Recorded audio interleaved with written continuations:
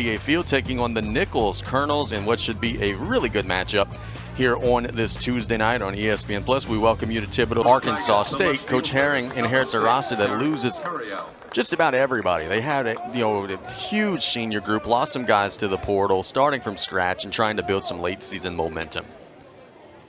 Curiel will stand in. Our first pitch coming up in just a second. Curiel hitting .390. He is a freshman. He is the SEC freshman player of the, or the freshman of the year, rather, preseason freshman of the year, and he has been very, very good. First pitch is a little out. California boy bypassed the MLB, going out to Baton Rouge. Good decision so far. He has been very explosive for this Tiger team, as that one's a smidge. On base percentage .535 for the leadoff batter. And when he gets on, he comes around to score. 42 runs scored. First strike of the game for Hill. It's the 11th appearance of the season for Hill. He's a junior. He has got some skins on the wall, but as we said, the command has been challenging him a little bit this season. And he falls behind the first hitter 3-1.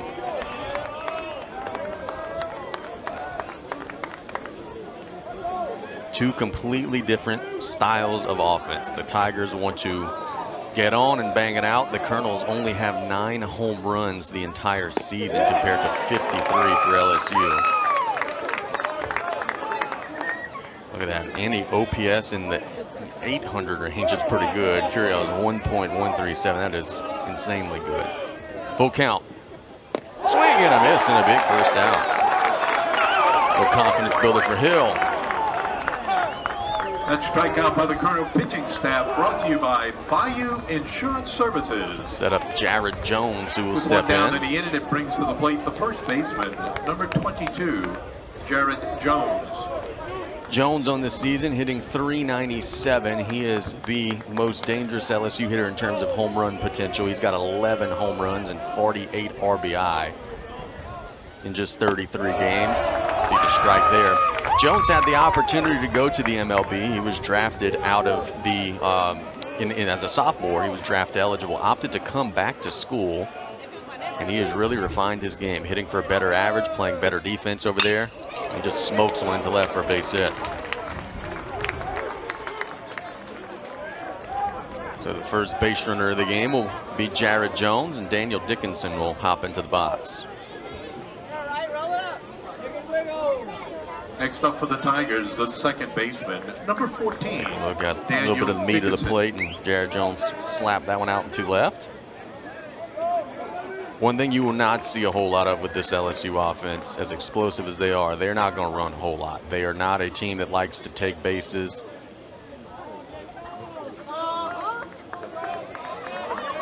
For the season, just 29 stolen bases.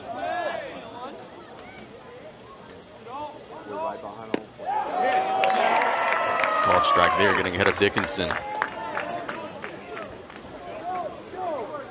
Transfers come into LSU, and he's been swinging a hot bat. .345 on the season, 8 home runs, 37 RBI.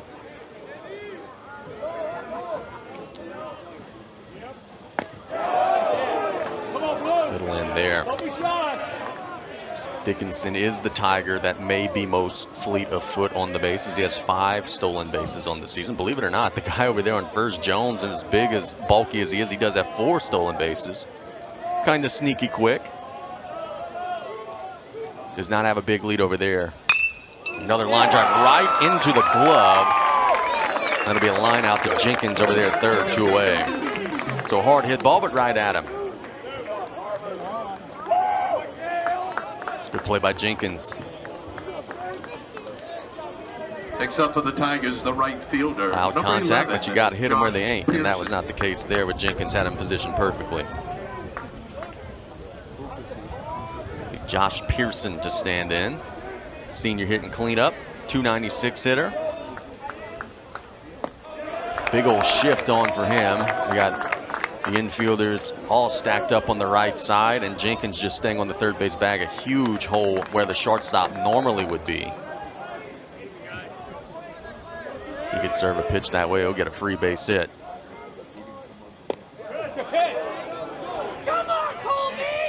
Kobe Vadrine is our home plate umpire today. He is calling the balls and strikes. Mr. James Ainsworth and Mr. Eric Becknow are on the bases.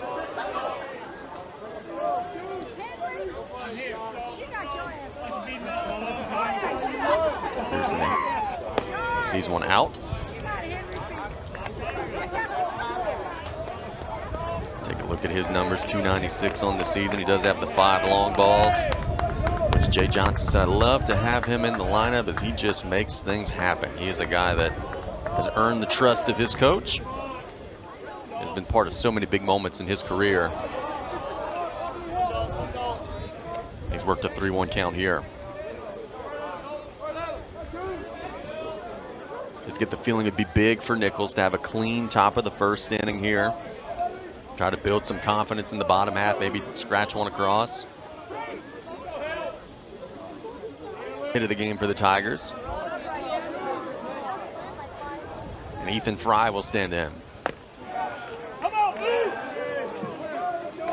Fry has been a pretty feel-good story for LSU. He is waited his turn. You don't see that a lot in today's transfer portal era. He's a 3-year player. Nothing on the board.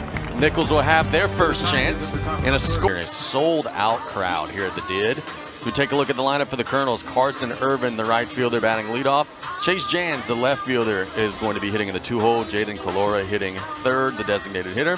Cleanup is the first baseman, Aaron Biediger, hitting 5th, the third baseman, Carter Jenkins. In center field is the 6-hole hitter, Narvin Booker Jr., batting 7th, the shortstop, A.J. Capel. Hitting 8th will be the second baseman, Fisher Ingersoll. And the lineup, number 9 spot, Logan Mock, the catcher for the Colonels, will be rounding out Coach Herring's lineup.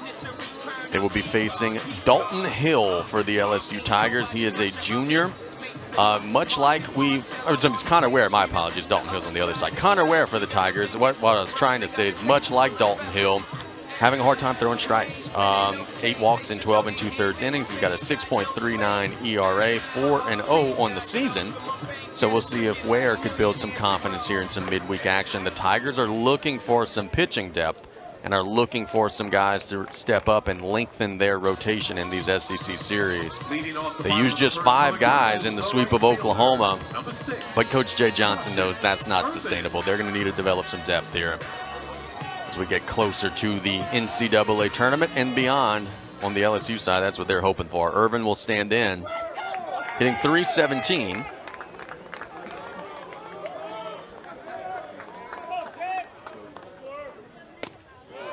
And Ware delivers one inside. This is a Nicholls team, unlike LSU, that will run. They do have some guys that like to take extra bases and they like to play a little more small ball. LSU's more of a clang and bang offense. This one will be shot out to center, but Stanfield will nestle under it and make the play. So both pitchers retire the first batter of the inning, which is usually a good sign.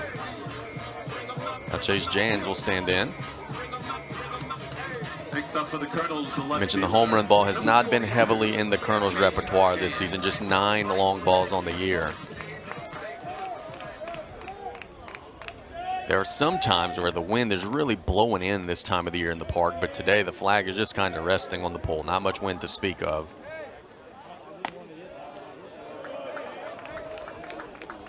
We'll get a look at Jans, the left fielder, hitting .295. He is native of Overland Park, Kansas. One of the new players in this lineup.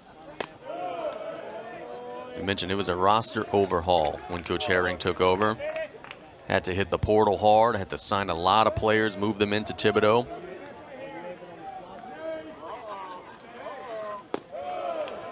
It's a 3-0 count to Jans. Nicholls has been a little erratic this season. They're 12-20, but they do have a close 1-run loss to Mississippi State. And last week they beat Southern Miss, who's in the top 25. There's a called strike there. So the Colonels have proven capable of playing and putting together 9 strong innings against elite competition.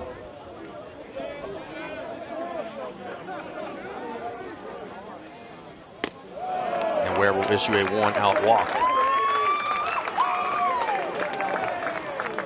Jans has 8 stolen bases, so it is a dangerous guy to put on, though with the lefty Ware, it'll be tough to get a sustainable lead. Next up for the Colonels, the designated hitter, number 18, Jake Klura. Klura will stand in. He catches a little for the Colonels from time to time. He's a designated hitter today. He is one of the few returnees. He was a part of this club last season, got that experience making it to the NCAA tournament. Lefty-lefty matchup here. In the dirt, Ware struggling with the command early. For Ware, as we said in the open, it's very simple. He's got to throw strikes. He has issued now 9 walks, has 5 wild pitches, 4 hit batters. Opponents are only hitting 133 against him. So when he locates, the batters are not having success. A little swinging bunt here. A good defensive play that time by Aaron Beatty, getting it to Jones at the bag. But the Colonels will have a runner in scoring position for Biediger.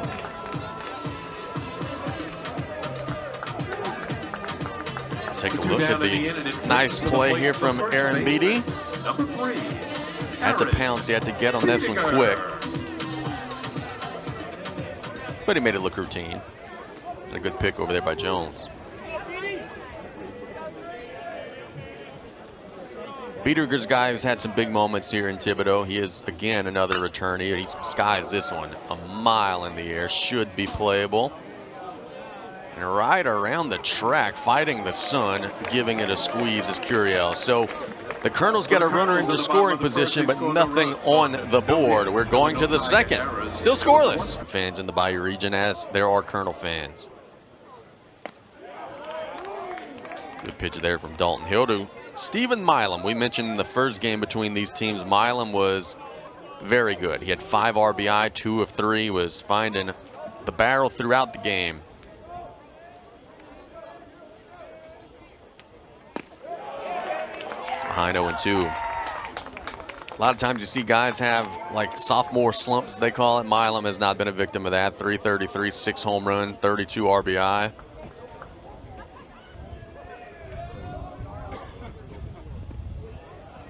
Blocked there by the catcher, Mock.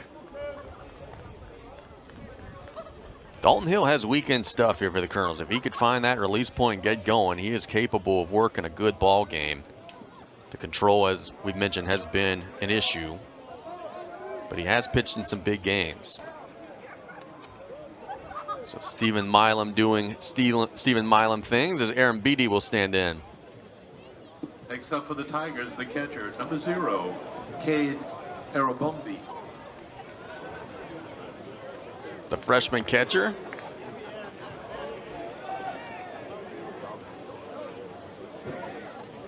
He's kind of been in a little bit of a timeshare. Hernandez sees a lot of the time in the weekend series, but after playing 3 games behind the plate out in Norman, Aaron Beatty will get a start today, and he swings a pretty good bat as well. 3 home runs, 13 RBI for the true freshman.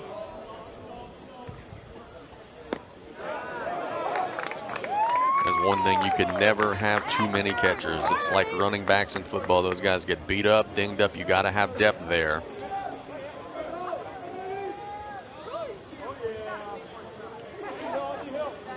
Hill has been locating with strike 1. Very nice breaking pitch for strike 2.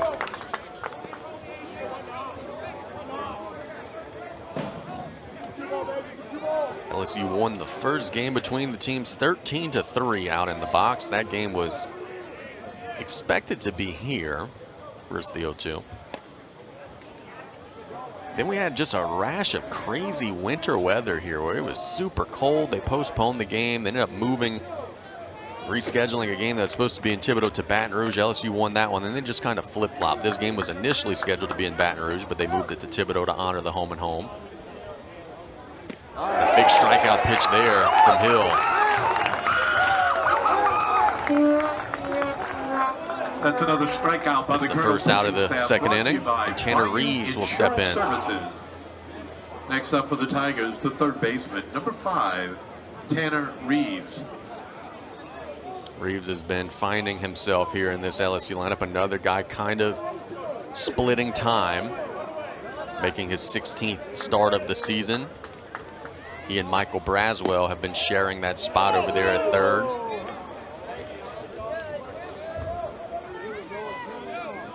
Reeves has been swinging a hotter bat. I think Jay Johnson would say that Braswell maybe has the more steady glove. Sometimes they bring Braswell in for defense late in games.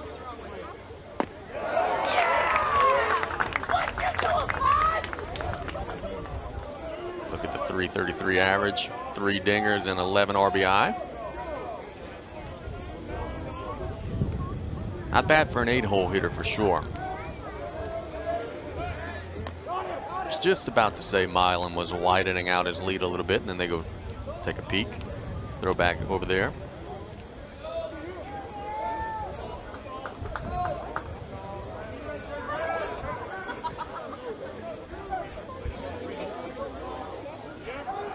Milam bluffs like he would be taken off, and then he retreats as a foul ball is hit down the right side. 1-2. Good job again by Hill getting ahead.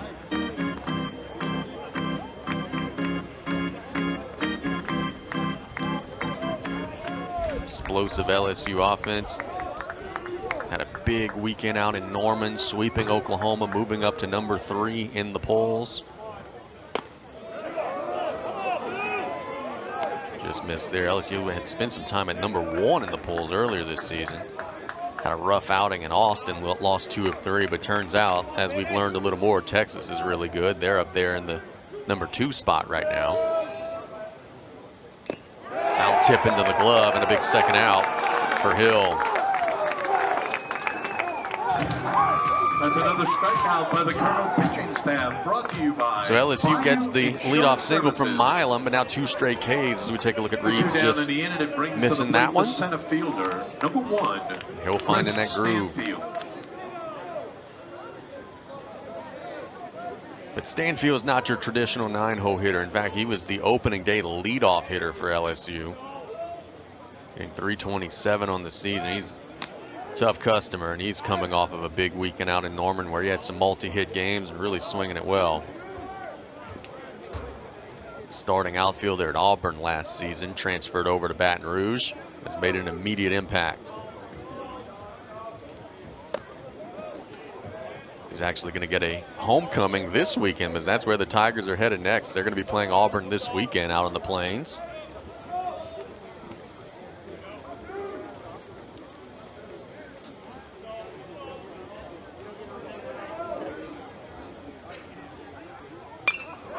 It's it foul into the parking lot. It'll be 1-1.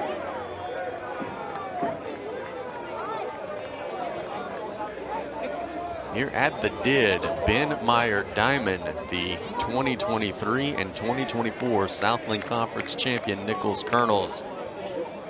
To repeat that trick and go for a three-peat is going to be tough, as the nearly did it there, just a little bit up.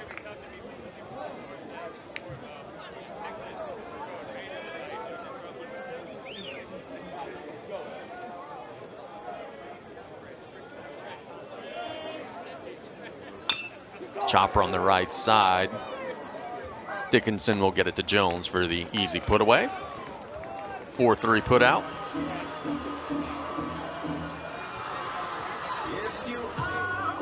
Now Narvin Booker Jr. will stand in. He is a guy who was a regular in this Nicholls lineup last season.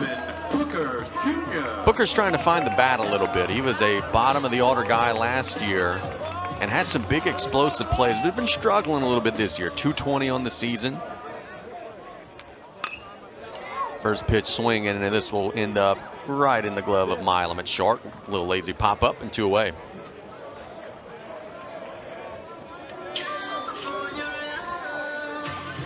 So A.J. Capel will now stand in as a very economical inning so far for Ware. Number 10, A.J. Capel. See how much length the Tigers would try to get out of him today. Jay Johnson in these midweek games has usually been using kind of an all-staff approach, and they do have some guys actually throwing in the bullpen right now.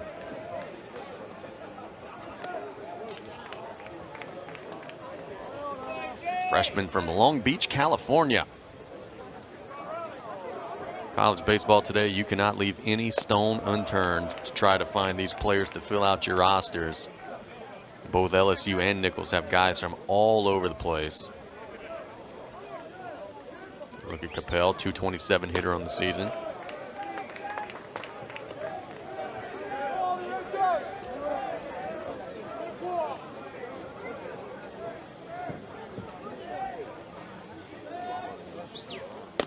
Swing and a miss there. Came up empty. It'll be 2-2.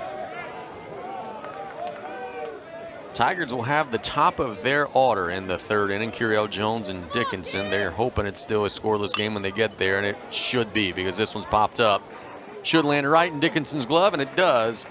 And that will retire the side. When we get back, we're going to have Mr. Ben Marlborough, the Vice President of GI Athletics, but sports and all the other fundraising activities that the school has. So it's really incredible.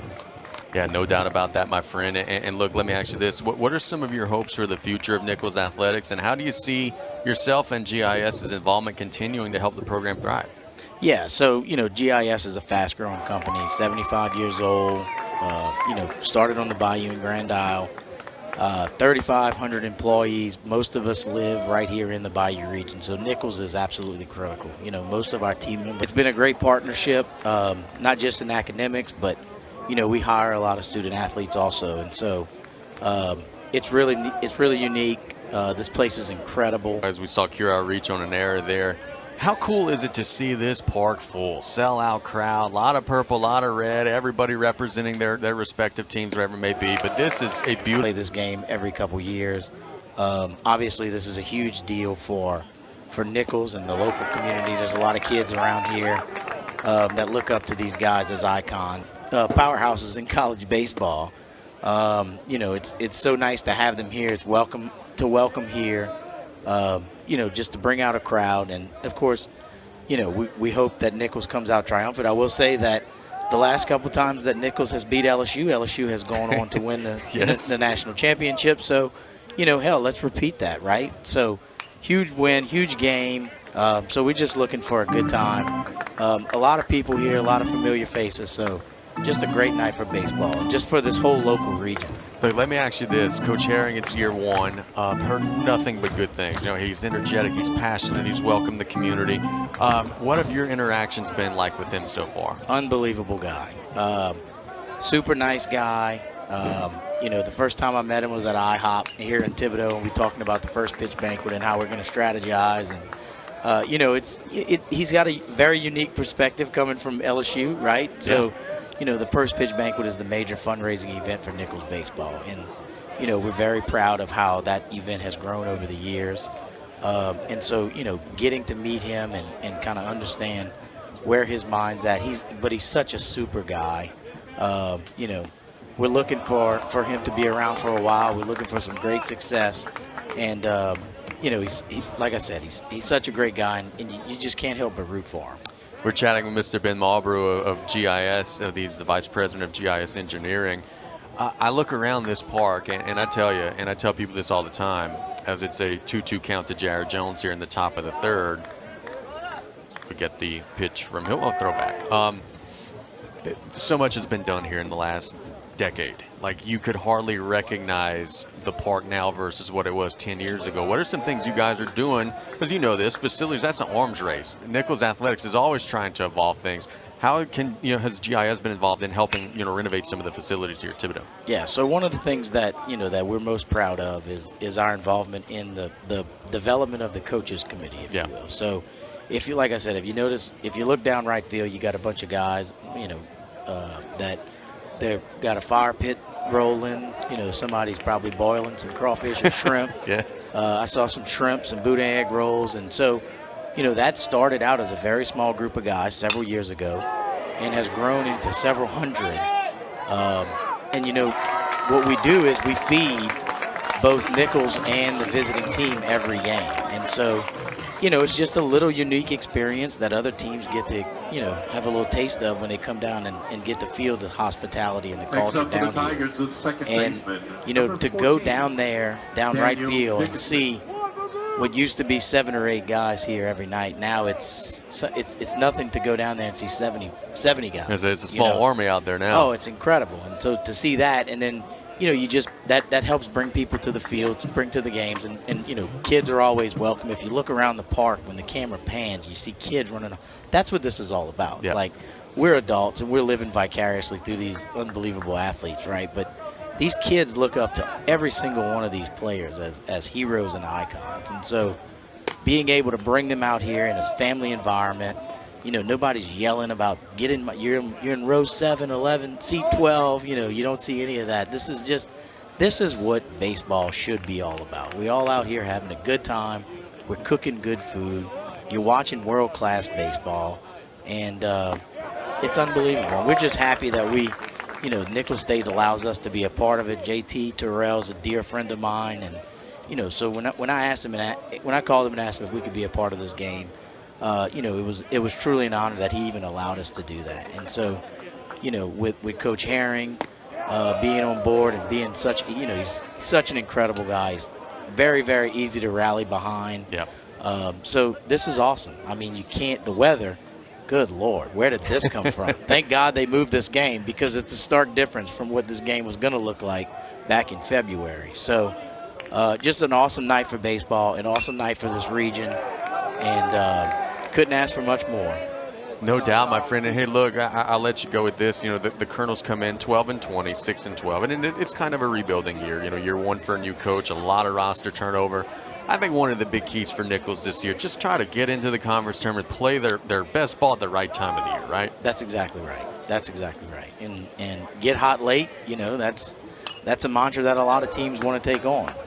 And get hot at the right time, and anything can happen. So we're excited. We're looking forward to what Coach Herring is building here, and we're in his corner and we got his back, and GIS is going to be there as much as we can, and so it's just exciting to see so many people out here, and we're very grateful for LSU, the coaching staff and the administration for continuing to agree to come play this game down here, because this is absolutely incredible for the entire community and the entire Bayou. Dickinson is rung up on a called third strike. He went around at Mr. Marlboro. I really appreciate your time, and look, sincerely, I'm a guy who has a love for the Bayou region and Nicholls State University. I'm also an LSU graduate. The fact that we're able to do this broadcast tonight because of you guys' support, it means the world to me. I could not thank you more. Absolutely. Thank you, Casey, and thank you everything that you're doing. Thank you so much, All right, brother. Take care. That is Mr. Ben Marlboro, the Vice President of GIS Engineering, giving us a little rundown of some of the wonderful things that they are doing for our community and Nicholls State University. There's 2 down in the inning with 1 aboard. Pearson will stand in. Continued good work from Dalton Hill on the mound.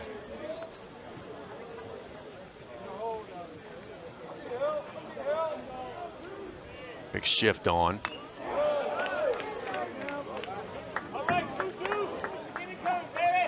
Still scoreless here in the top of the 3rd inning. The pitchers have kept the hitters a little off balance, have not had too many big rallies, big threats. That's because 2 guys who have struggled to locate are throwing strikes tonight in the early stages. Pearson had a base hit to right through the shift. His first time. We'll have the bottom of the order. Ingersoll, Mock, and Urban trying to get the first blood here. Still scoreless. We'll be back in Thibodaux. And all those good things that you hear, year one in the win-loss column hasn't been tremendous, but they are building, and you could see some of the progress, and everybody here is super jacked up about it. Ingersoll will stand in. Been a grind for him this season offensively, just 10 hits and 70 at-bats, 143 hitter. But he plays a steady second base, so the Colonels like to have him out there. Lazy fly ball that should be squeezed by Stanfield, and there's 1 away.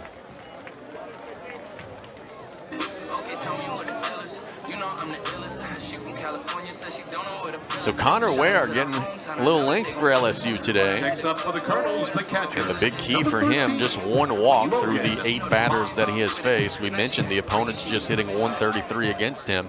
Nicholls doesn't have a hit so far in the game. The only base runner was the walk to Jans in the first. Will be hit on the line into the LSU bullpen, where there is some action. There's some guys throwing, a couple of righties. Can't quite make out the numbers, but there is some action if there's a little trouble for Ware.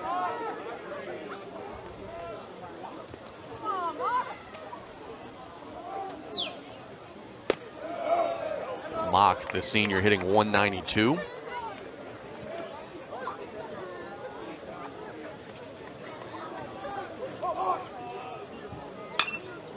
Hit out to right. But there's a Tiger there. Giving it a squeeze will be the right fielder, Josh Pearson. 2 away. 2 quick outs.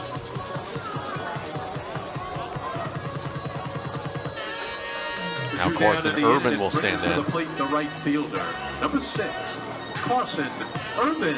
Urban hit a fly ball out there to Stanfield his first time up. Fly out to center.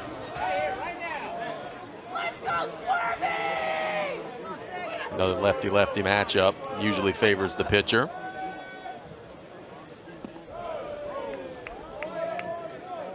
See the second time through if the Colonels can maybe have a little more luck against Ware.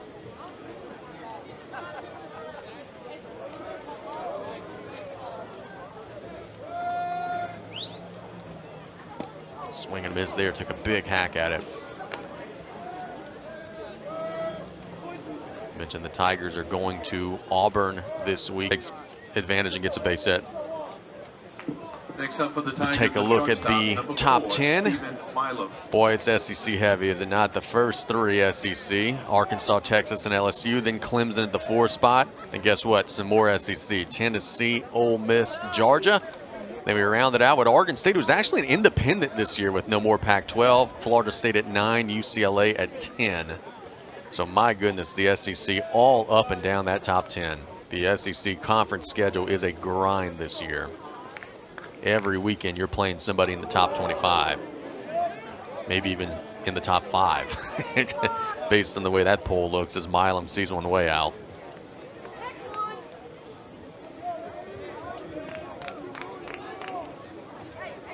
Milam was one of the darlings of the SEC tournament last year in Hoover. Had so many big hits, had the big walk-off for the Tigers. That's where he developed that moniker of Monster Milam. As we mentioned in his first at-bat, is having a really big sophomore season again. Had a base hit to right his first time up.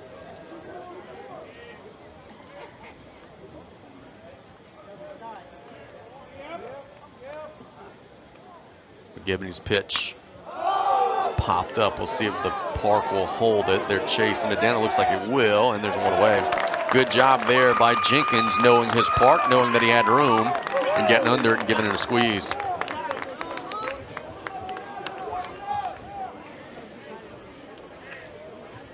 Next up for the Tigers, the catcher, number 0, Cade Arambide. LSU, we were talking about the gauntlet that is the SEC. They've got number 11 Auburn this weekend, number 12 Alabama the weekend after that, then the defending national champions number 5 Tennessee, and oh yeah, last weekend you played Oklahoma, who was in the top 10 at the time that you played them. So man, it's just so unforgiving. And you see teams like Texas A&M and Florida right now who think they have good clubs that have just been swallowed up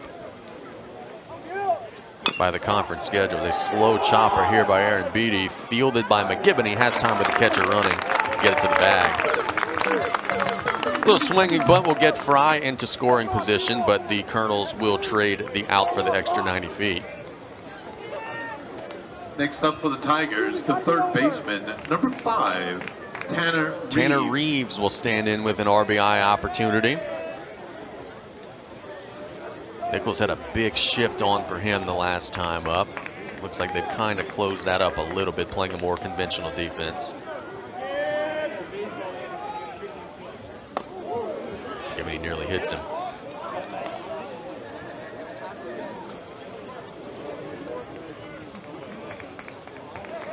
Don't know that we're going to see Ware in the bottom of the 4th inning. The Tigers have had guys tossing really throughout the game.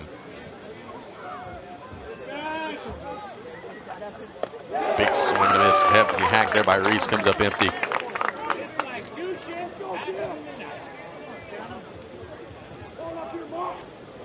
Leadoff single from Ethan Fry, then a pop out from Milam, and a ground out from Arambide. Has us right here with a 1-1 pitch. Reeves will get a hitter's count here.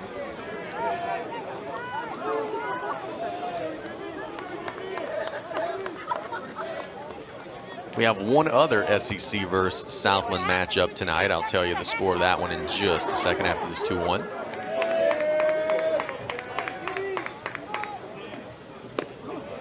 Southland side. Texas, the #2 team in the country, is playing a Southland Conference school. Actually, a team near the top of the standings, HCU, Houston Christian. It's the Longhorns who have a 5-0 lead there in Austin. Texas has a good club, man. 26-4, 11-1 in league play so far. They've taken 2 out of 3 from LSU in Austin. Threaten, but don't get anything on the scoreboard. We play 3.5. The Colonels are going to send Biediger, Jenkins, and Booker Jr. So Newt is going to be working in the 11th appearance. He's 14 2/3 innings pitched with 18 strikeouts. He's been one of the more reliable options for the Tigers in the pen this season, trying to have a good outing here. Trying to hold it down here. LSU down a run. See Newt in some SEC action and in some big spots this year. He's a redshirt sophomore, 6'4", 228.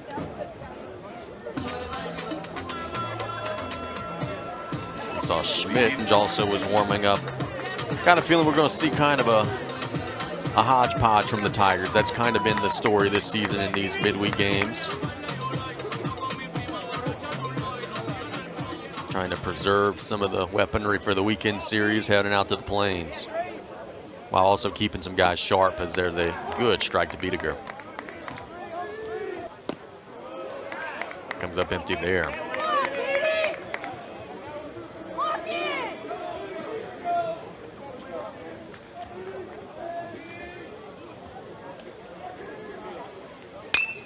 Hit on a line to center, but Stanfield is going to hardly have to move and gives it a squeeze one away. Squared it up. It was not a bad 0-2 swing, but Stanfield was positioned perfectly, and there's one away. The Colonels, the third baseman, number 15. For Carter Jenkins, the third baseman. He grounded out to Dickinson his first time up over at second.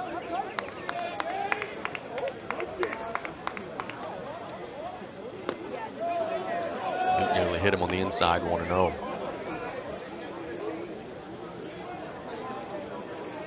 Mentioned the Colonels, they're trying to get a top 25 win for the second week in a row. They beat Southern Miss in a neutral site game. Remember earlier we said they didn't have a win on the road this season? They did have a win in a neutral site game out in Biloxi against Southern Miss last week. Southern Miss is in the top 25. It's chopped into the glove of Reeves. Nice running throw for the out. Getting it out there to Jones with 2 quick outs.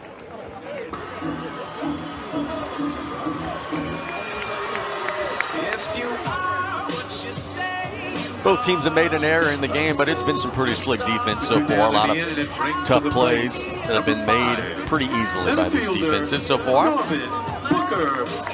Darvin Booker Jr. will stand in. He grounded out to Milam over at Sharp his first time up. Mentioned Booker trying to find that magic stroke that he had last year at the plate. He's hitting 220 coming into today's game, but he's a better hitter than that. He's going to find a little groove here at some point and get hot. 4th hit of the game. Good piece of hitting. Big old wide turn there. Booker does run well. That's one thing that's worth mentioning. Only 2 stolen bases, but I think a part of that is because he hadn't been on base a ton this year. He does like to run and is very fleet of foot as the Colonel center fielder. As Capel will stand in. The 3rd and got a run. Trying to do it again here in the 4th. It was 2 quick outs from Newt. Aaron Beatty tried to frame that one, but it was just off.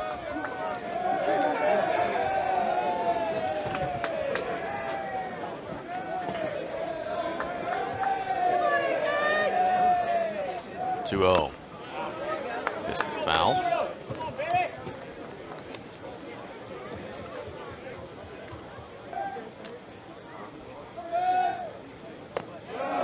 It's up and in, and it's 3-1. I want to give a shout out to the Colonel softball team. They have swept a doubleheader today against HCU and have now won 11 games in a row. Now 11-6 in conference play.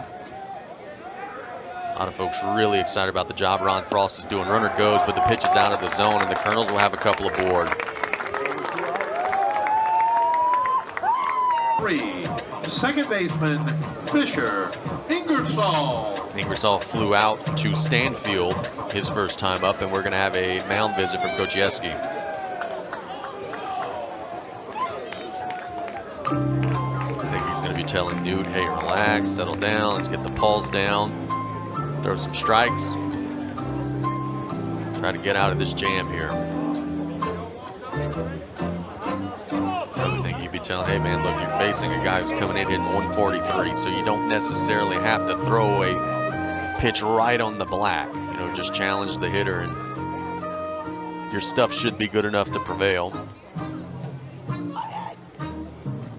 Coach Yeski's been all around college baseball, some of the top programs in the country. Come on, Fishy! Let's go! Rocking that toothpick. I love to know how many of those he goes through a game. Dusty Baker style.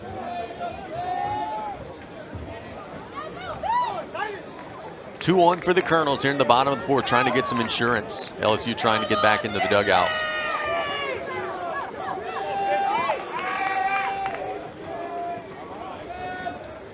Swing and a miss there.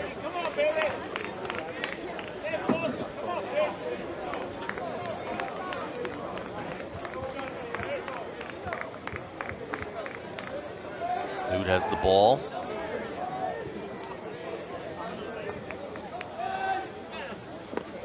Good block by Aaron Beatty on a pitch that could have just as easily got to the backstop. The freshman protecting his defense there.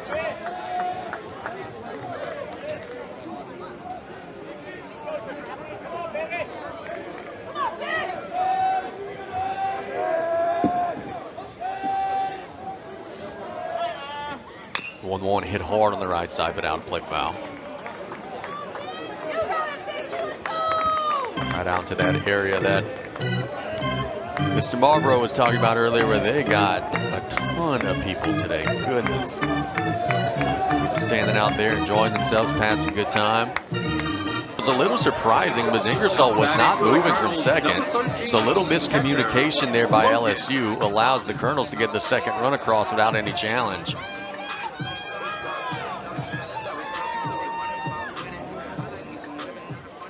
Again, Newt got the first two batters very quickly in the inning. Biediger with a fly out and Jenkins with a ground out.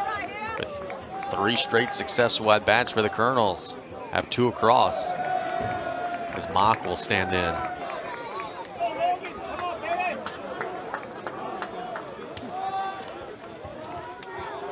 Stanfield covers a lot of ground out there in center. To hit it over his head, you really have to tattoo it. Another one out of the zone.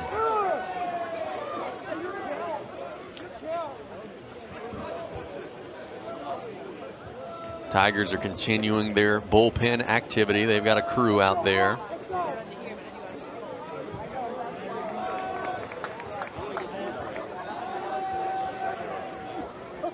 Swing and a miss there, and boy, Mock did Newt a favor. That one was out of the zone and he chased it.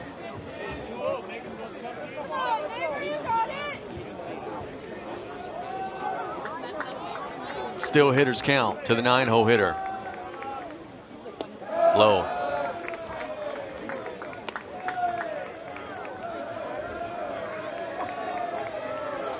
Against an explosive offense like LSU's, you've got to score as many as you can get. Never feel secure against an offense like this.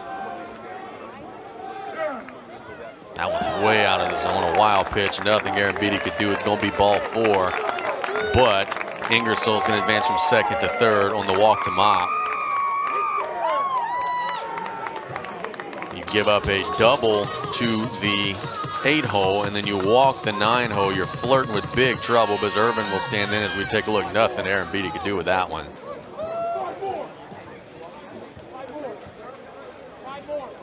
And we're the three best friends that anybody can have. It's time called.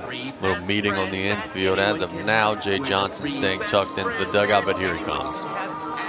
They were buying time, but now the slow walk from Jay Johnson, and we're going to see a pitching change. as the Tigers look like they're going to be going to their third arm. He has not officially made the signal just yet, but I can't. Be the third reliever used from Jay Johnson and his staff.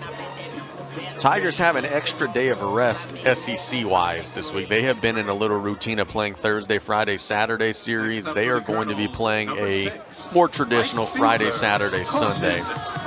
So the Tigers can maybe stretch out the bullpen a little more today, knowing that they have that extra day before heading out to the Plains. That last couple of midweek games have been Tuesday games before an SEC series on Thursday. But they have the extra day this week, as Irvin will stand in with runners at the corners. Foul tip off of Aaron Beatty. Oh man, he wore that one right off of the knee, and I don't know that there was a pad there. Maybe off of the thigh. Looks to be okay, but initially he was in some pain. Those catches are tough. He's going to gut it out. See where it got him. Maybe on the inner leg. Yeah. Where all these pads, and then that foul ball is going to be sure to ricochet right where there isn't one. It's up and it's 1-1.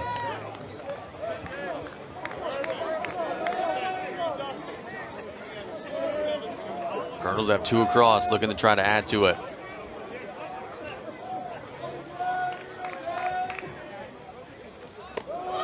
Irvin showed bunt there, but then pulls back as the pitch was way wild. Actually, good job by Aaron Beatty keeping it from the backstop.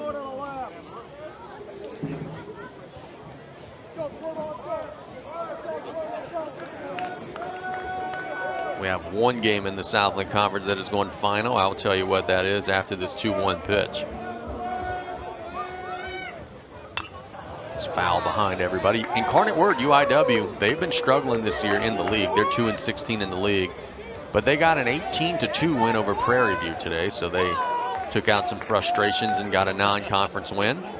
Actually, a second game has gone final. My apologies, they've been two. UL Monroe gets a 6-5 extra innings win over Northwestern State. In conference, Jay Johnson talked about that this week, said, hey man, those guys out there have a really successful team. They've been to the tournament 2 years in a row. He was expecting a challenge coming in. So far, he's gotten it. Called strike there.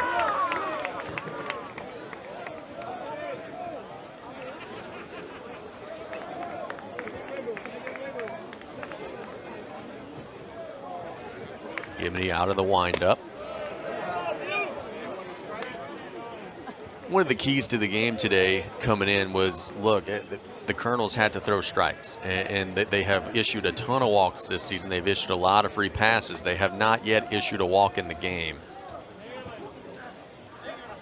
And again, getting ahead here, Stanfield.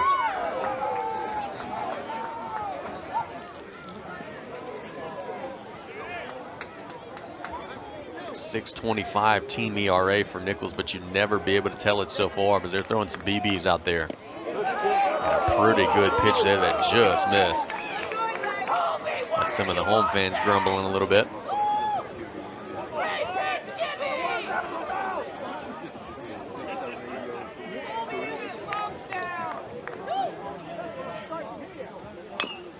It's fisted foul off of Stanfield. He'll stay alive. As we were mentioning a second ago for the Colonels, it's just been an issue throwing strikes. They have issued 183 walks this season in 263 innings pitched. Now, by comparison, they've only drawn 108 walks. I mean, that is 75 more free bases that they've handed out than they've received. That's just not sustainable. And on the hands there, and it'll be full.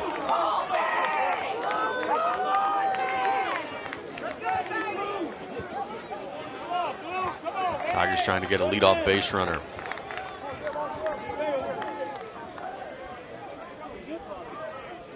The announcer jinx. But a good at-bat from Stanfield. He was behind in the count, just fouled off a few, had a good eye, and he lands on first. That's an offensive timeout will be called by Jay Johnson. This is kind of his staple. He does this a lot during the game, likes to make sure his hitters stay focused. Next up for the Tigers, the left fielder. Curiel reached on an error his last time up. Curadell.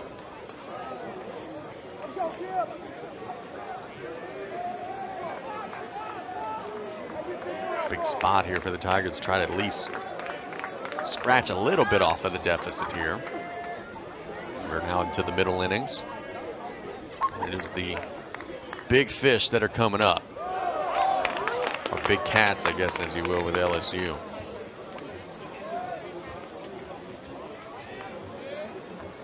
Curiel has been so good this season.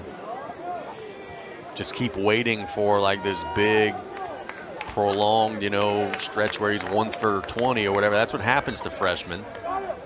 That one gets by the first baseman just a smidge, but no advance. Biediger would hustle that one down.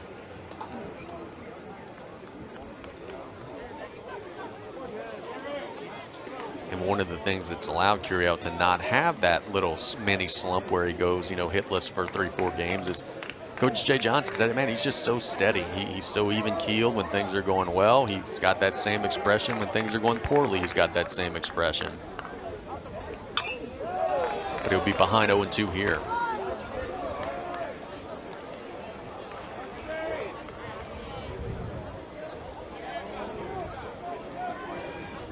You're a true freshman. You're named preseason SEC freshman. It down beautifully, so the Tigers will bunt for a hit and set up Pearson with 2 on and 2 out.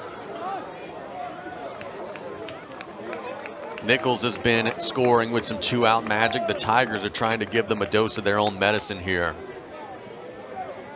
Next up for the Tigers, the right fielder, number 11, Josh Pearson. Big old shift stays on for Pearson. And we're going to have time called in a mound visit here as we take a look at the bunt. Just dropping it down, noticing, hey, there's nobody there. For McGibbon, he went a long way, made it a close play, but with Dickinson's speed, he was easily able to beat it out.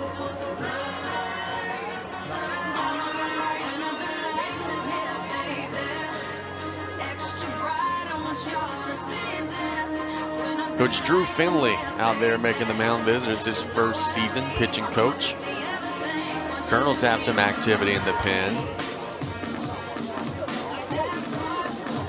34 Bordelon, one of the guys getting loose, trying to get a full number on the guy throwing there.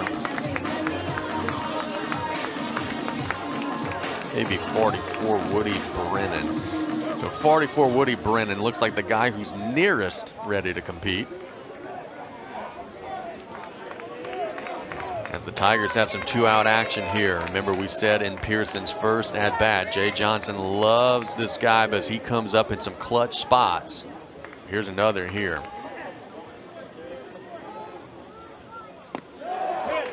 See it in.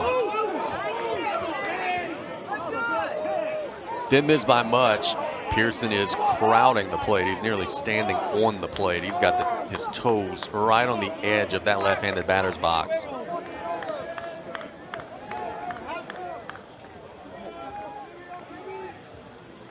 Swing and a miss.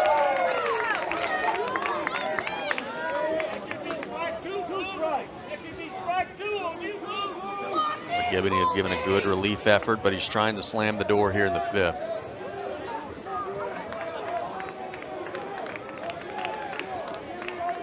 I mentioned that big old shift on for Pearson. Huge hole where the shortstop normally would be. That one's in. So you got Capel, who's right behind the second base bag there. And you got your second baseman Ingersoll, who's like out there as a rover in right field. And then the third baseman stays in his usual spot, Jenkins. But a big old hole on the left side if Pearson could serve one that way. Tried to, but he hits it foul on the left side, out of play.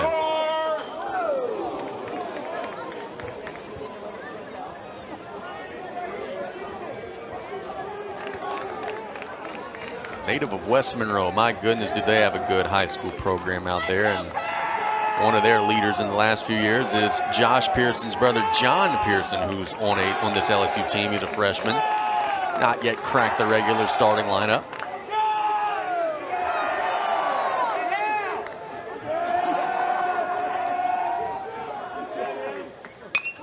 That one's hit in the air to left. They're going to chase it down out there in the corner, but will drop. Foul. Pearson gives it a ride. Good hustle out there by Jans, but no play.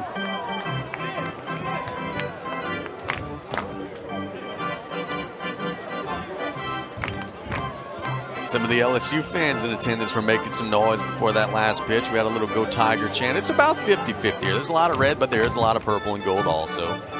Like you could even just see it in that shot. It's a mixture of purple and a mixture of red. And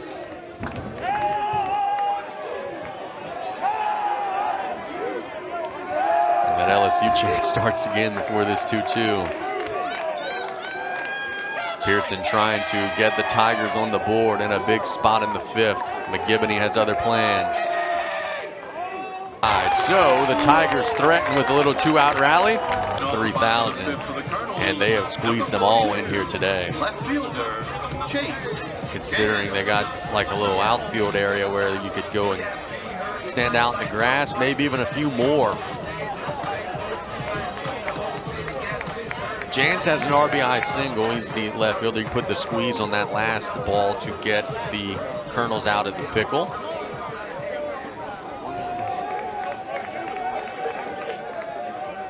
Benj has it here.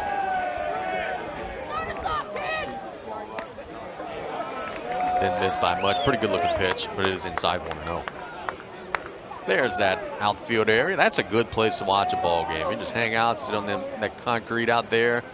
See a couple of kids with some baseballs tossing them around.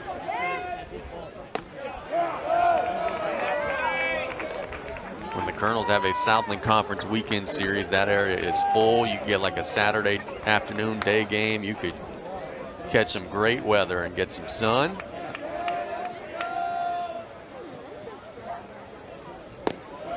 It's a little low, 3-0.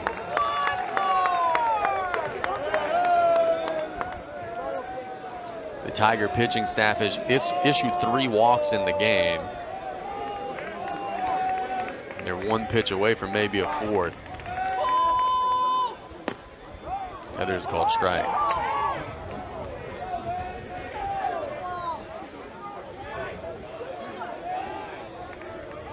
Chase Jans, the left fielder. 2-hole hitter, handles the bat very well. Worked full. He's a transfer from Kansas. He's a native of Overland Park, Kansas, but he was a former Jayhawk. Also played at Blue Valley University.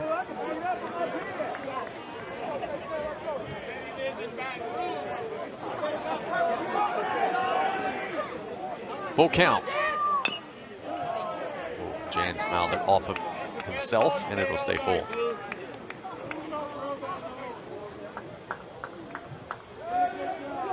This is a critical stretch of the season for the Colonels. We mentioned they are 6-12 in Southland Conference play. They are in 8th place in the standings. 8 teams make it to the Southland Conference tournament, so they've got to get hot right now if they want to secure their chance to try to make it to the NCAA tournament. Swing and a miss there from Jans all the way. And that is the one thing about the Southland Conference tournament. Yeah, you could have teams that pile up regular season wins. It is all comes down to what happens in that one weekend as we take a look at the big K there.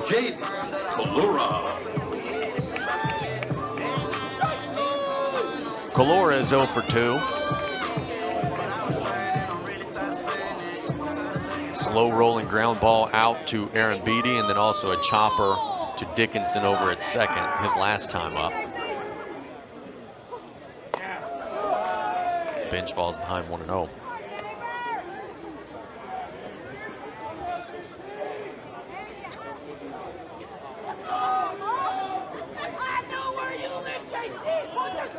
As I mentioned, Colora has spent some time behind the plate here in his Colonel career, but they want to keep his bat in that lineup. He's the 3-hole.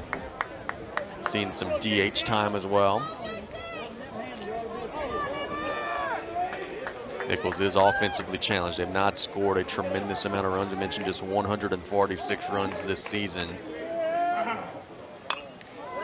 Now he gets 149 with the 3 today. So Coach Herring wants to make sure he has all of his best bats out there at all times, give his team the maximum opportunity to put as many runs on the board as possible. Binge ahead in the count here. That one's hit on the line. Charging in and gloving it will be Pearson. So gave it a pretty good ride, but Pearson read it nicely, and there's 2 quick outs. But if you go by the last 2 innings, now the Colonels have them right where they want them. They had 2 quick outs in the 3rd and 4th innings before working 2-out rallies and scoring in both. Biediger will stand in. The first baseman, number 3, Aaron Biediger. Biediger flew out to left and flew out to center. He is 0 for 2.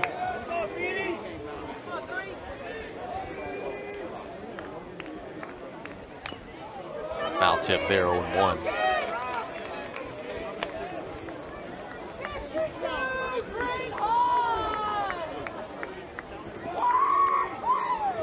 Bench trying to have a clean bottom of the 5th here.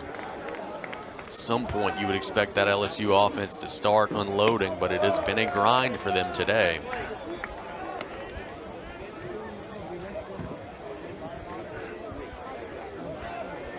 Looking, the fewest runs the Tigers have scored in a game this season is 2. They've done that a handful of times. There's a called strike on the outside corner. But for every 2, there's a lot of 15, 16. They're capable of scoring in bunches.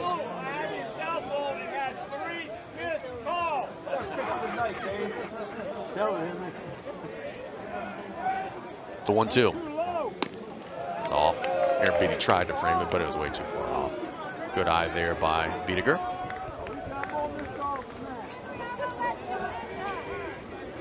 And a roster overhaul. Biediger is one of the returnees and one of the leaders of this clubhouse because he's one of the returnees. He'll stay alive there.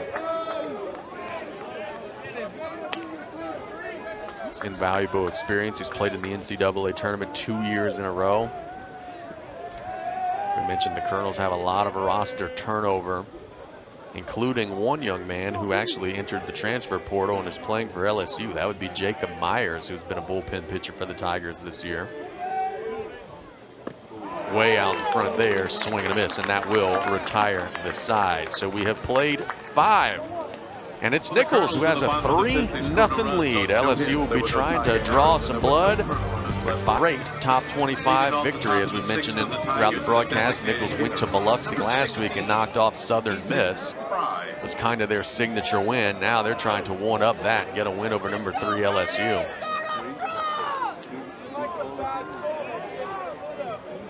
Ethan Fry is 1 for 2 on the evening.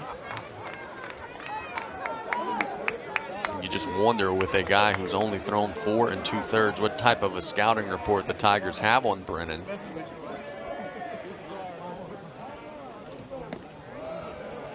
Are they going to have to just figure it out on the fly? I know Jay Johnson and his staff, they work tirelessly. They're going to have seen every pitch he's thrown. There just hasn't been a whole lot to kind of make a little bit of a report on him. He's fallen behind 2-0. You have to be careful here if you are Brennan, because if you just serve up a batting practice fastball to just try to get one over, Ethan Fry could hit this one a mile. But he's taken, and it's 2-1.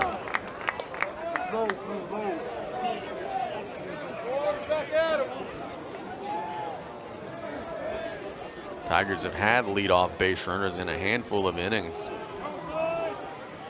In fact, in every inning but the first, they've had the leadoff man aboard. But they have nothing on the board to show for it. That one just missed, and it'll be 3-1. Hitters count to a dangerous hitter.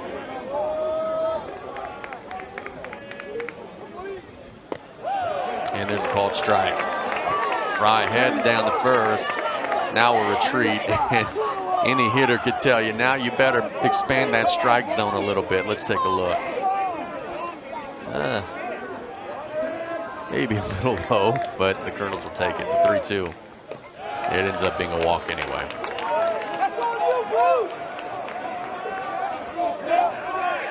So Stephen Milam will stand in. As we mentioned, LSU has had, I mean, usually a recipe for winning offense is getting that leadoff guy Next up for aboard. the Tigers, the Now, shortstop, number 4, 5 of 6 innings they've had the Stephen leadoff guy aboard, but they have just done self-destructive things, double plays and different things, not gotten timely hits.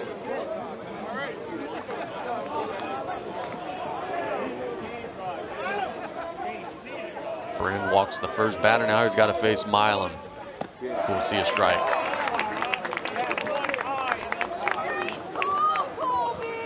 Milam is the rare switch hitter who really is about the same left or right.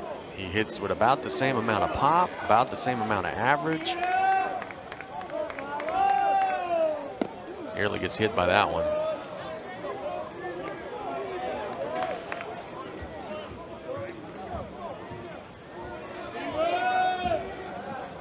It's 1 for 2 today. I mentioned he had a huge game against the Colonels first go round. 5 big RBIs. The Tigers got a 13-3 win. Runner takes off. That one's hit on a line, but right at the right fielder. So it was a line drive shot, but Irvin hardly had to move. Milam gives it a ride, but there's a big out on the board for the Colonels. Seen a lot of that from LSU so far today. Hard hit baseballs. I mean, that one's a rocket, but it's just right at him. Have not been able to find holes. Pinch hitter will stand in. That's not Aaron Beatty. That is Jake Brown who will be getting a swing. 7, Jake Brown. Wonder if he will be staying in the game, playing the outfield. I don't know if that's the case or not. I would think Luis Hernandez would maybe catch the rest of the way.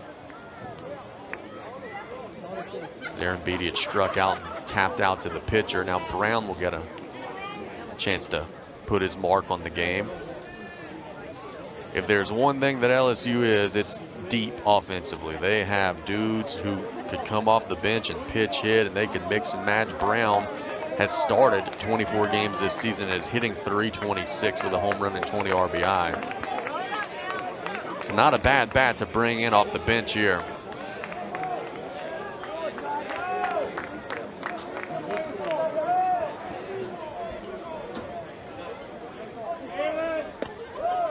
See one low, 1-0. On the Milam hit out there to right, it was worth noting Ethan Fry was going on the pitch, so Jay Johnson tried a hit and run. Fry is not going to steal a base clean, you wouldn't think, but they did have the hit and run on. That one's also in 2-0. Jake Brown.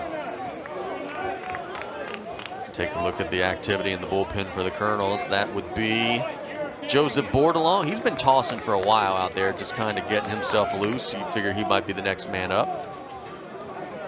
If Brennan can't get out of this jam, delivers a much needed strike there.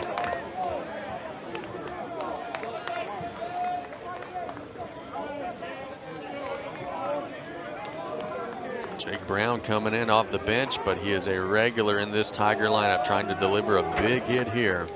You will try to take advantage of what will be the third Colonel error. Let's take a look. He gets this one into the glove clean. That's a tailor-made double play. Tigers catch a big break there. Brown, who runs well, will be at first, and Tanner Reeves will stand in, but first a mound visit. And this might actually be a pitching change, but that's Coach Herring out there making his way out.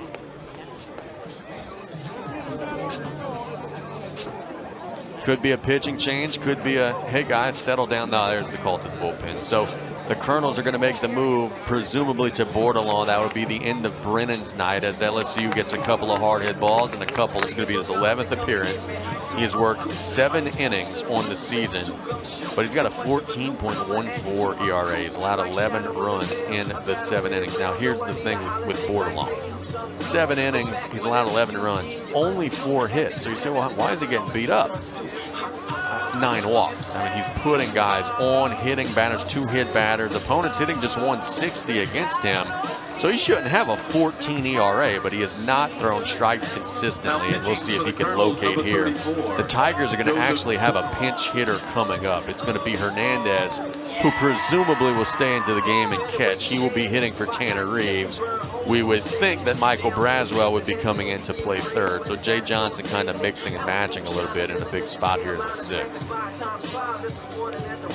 So Hernandez, who's had some big hits for LSU, another guy that the Tigers got in the portal.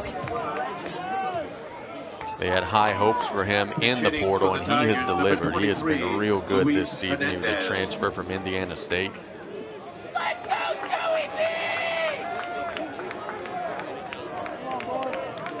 And for Bordelon, it's going to be all about delivering strike one. He can't fall behind hitters here. It's been a struggle throwing strikes this year. There is strike one. Attaboy. Good pitch. Look at Hernandez hitting .310, 5 dingers, 15 RBI. He does have some pop in that bat now. 20-plus home runs last season at Indiana State. Good pitch and called strike there. So Bordelon's coming out throwing it well. Does he have the out pitch? That's the thing. If he's throwing strikes, he's got 14 strikeouts in the 7 innings. So when he gets ahead, he usually puts you away. The 0-2. And this will stay alive.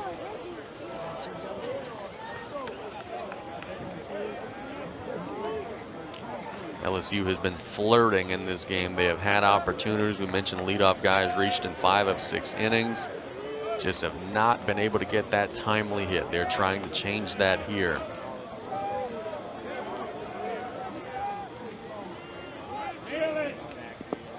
Offered at it into dirt. Helps out Bordelon there. That's a big strikeout. And there's 2 away.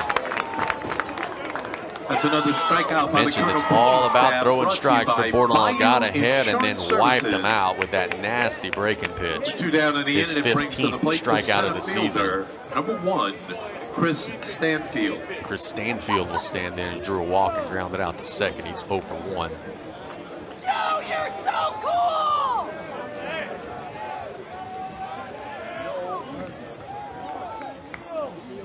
Good breaking pitch, maybe missed a little down low.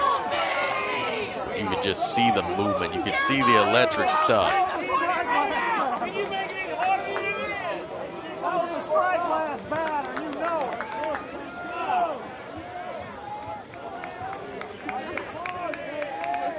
Taking a look at the runners, and the 1-0 is high, 2-0.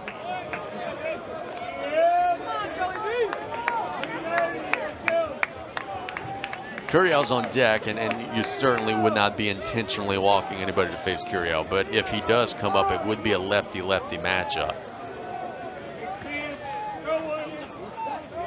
But there's a strike 2-1.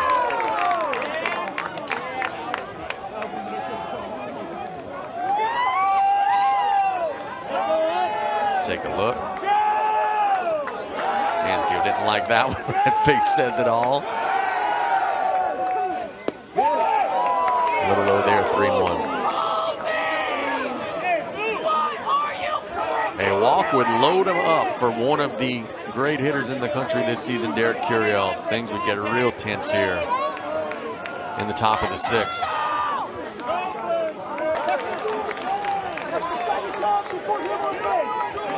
It is the 9th walk of the season for Bordelon. Next up for the Tigers, the left fielder. Now the bases are juiced with 2 outs for Derek Curiel. Hit a sharp ground ball right back to the pitcher for a double play in the 5th. He reached on an error and struck out. It will be a lefty-lefty matchup, as we said, with Bordelon. But you're facing a real good lefty in Curiel. And no place to put him.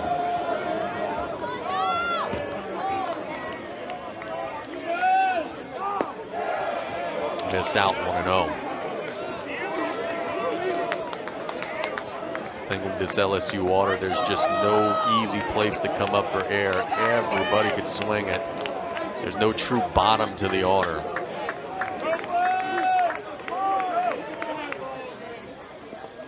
Offers, but did not go around, and it's 2-0.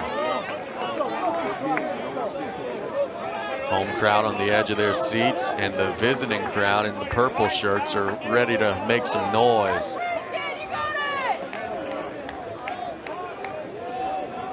Bordelon trying to throw a strike. Will Curiel have the green light? We'll never know, but he takes it for a strike, 2-1.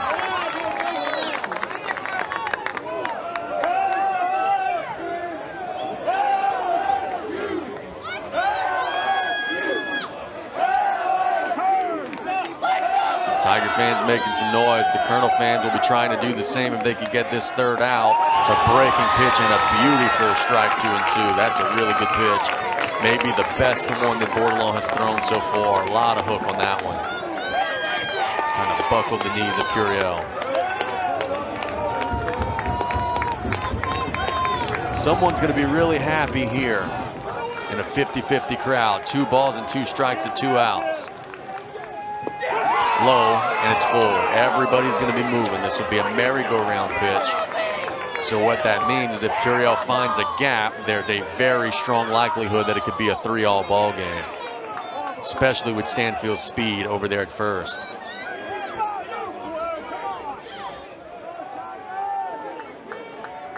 There they go. Chopped foul on the right side. We'll do it over again.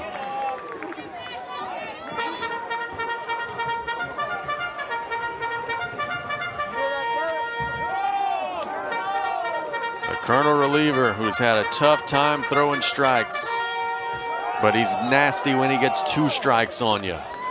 Something's got to give here, but it's 3-2 to one of the top freshman hitters in the country with the bases loaded and 2 outs.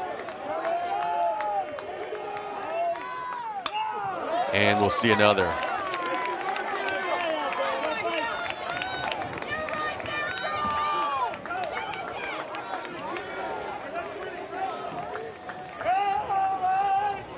Bordelon looking calm and collected.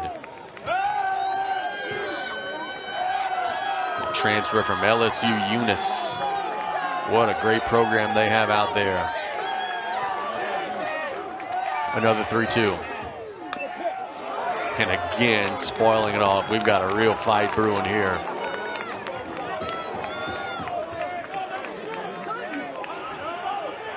Those are some pretty good pitches from Bordelon that Curiel's fouling off. That was a nasty hook. That last one just got a piece of it foul.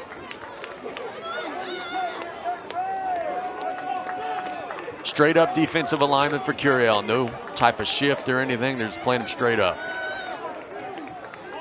And he has been working his way up through the ranks.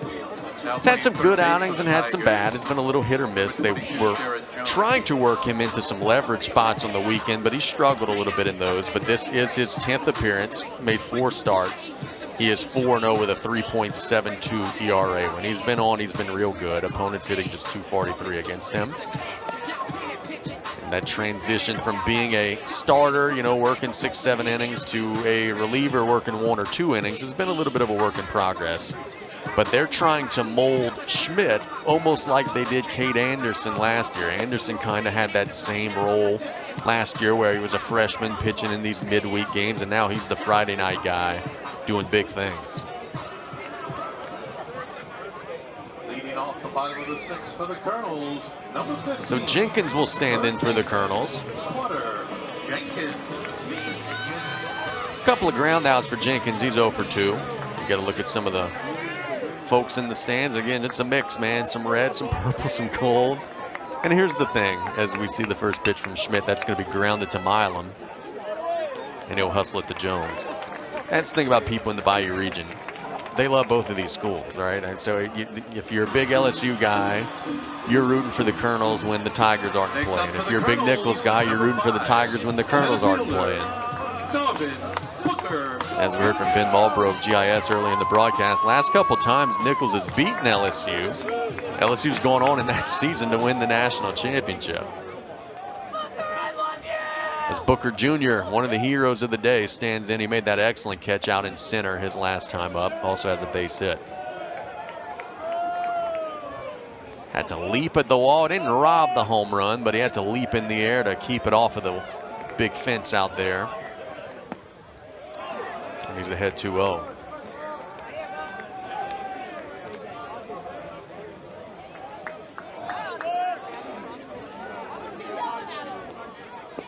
Schmidt behind 3-0. If there has been a bugaboo for William Schmidt this season, it has, his control's been pretty good, but he does have the 10 walks in 19 1/3. They'd like to get that number down. Some of his more recent outings in the SEC series, that walk total has piled up a little bit. It's part of being a freshman in the SEC, trying to get his feet wet and get acclimated. Good battle back here, working at full. So if you could go to school, get that NIL money, which these guys are getting now, get an education, and still play pro caliber ball, I mean, it's a win-win-win for everybody. Capel will stand in here. He also drew a walk his last time up, and as we said, when Booker had the single in the 4th, he does like to get active on the bases. We saw how well he runs out in center in the last half inning.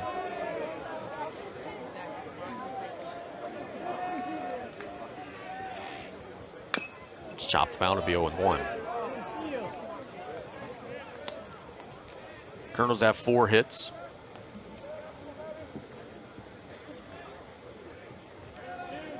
They've taken advantage of their hits. That's one thing the Tigers have struggled to do. They have 5 hits, but LSU has left 7 on base.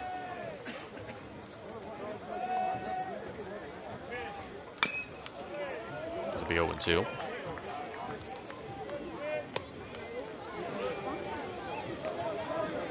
Just 1 extra base hit in the game. That was a double from Fisher Ingersoll that brought in 2. There have been some hard hit balls, but they've been right at defenders. We saw Milam tattoo a ball that got caught by the right fielder. A couple of hard hit balls on the Colonel side as well. And there's a called strike 3 to Capel. Good call there. And a really good pitch from Schmidt. So crooked K there. Buckled had the right depth. It is Hernandez catching, by the way, for LSU. Number 23. Fisher Ingersoll. The Tigers have Jake Brown over at first now, and Jared Jones moves from first to third. So Jake Brown stays in the game, and he'll be at first. Jared Jones moves from first to third. So changes for the Tigers. A little surprised they didn't see Braswell come in, but maybe Jay Johnson sees, hey, we want to get Jake Brown another at bat a little later in this game. Braswell's been more of a defensive option. Ingersoll has done a lot of damage to LSU in this one. He had the 2 RBI double in the 4th. That was one of the big. Gives up a walk. Who gets around? The man they call Bear will stand in. Jared Jones. He has a base hit. He's reached on an error. Jared Jones. And one of the things that I think is going to make this young man a lot of money as we see the first pitch is that he has now diversified his defense. We saw he's playing a little third now. He's gotten a little more athletic, a little more versatile with that glove, not just a first baseman. Professional teams like all of those things. Chase that one there, 1-1. He had the decision. He was picked in the middle rounds of the draft. He could have signed, but he said, you know what, I'm going to go and better myself and head on back to school. And he's had a really good year. Way out in front of that one from Bordelon, 1-2. The stuff's there for Bordelon. He's got nasty stuff. When he throws strike 1 and strike 2, he's tough, and he's been doing that so far in this outing. The big old ERA is a little misleading. Check swing. He did not offer, and it's 2-2. Mr. James Ainsworth says no, sir.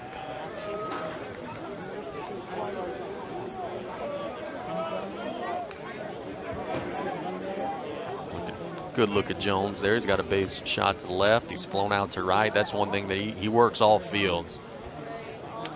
It's time called. I think we got a equipment malfunction there for our catcher Logan Mock. I don't know if something happened to the glove. Let's see. Let's take a look.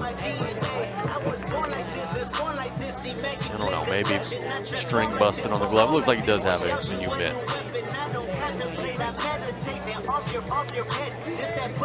Those catchers, man. You have to be a tough human being to play that position. Those guys take an absolute beating.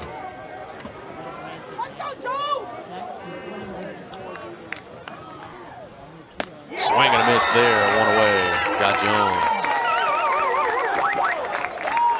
And that's another strikeout by the Colonel pitching Dickinson will staff. stand in. Bayou Nasty Insurance stuff there Services. from Bordelon.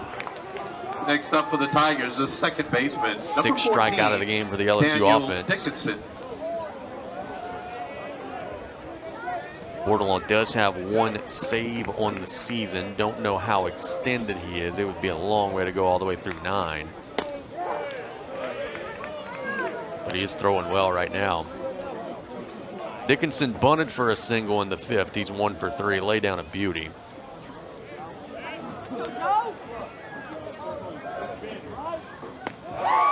Good breaking pitch there for a called strike.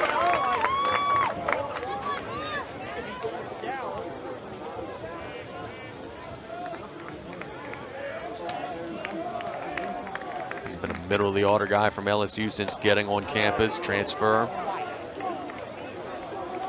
Been doing some good work for Jay Johnson and his guys this season. Transfer from Utah Valley.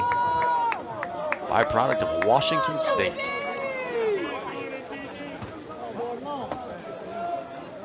Don't see too many guys be blue chippers out from the great Northwest, but Dickinson is an exception. California produces a ton, but Washington State, yeah, maybe not so much. He's got a hitter's count here.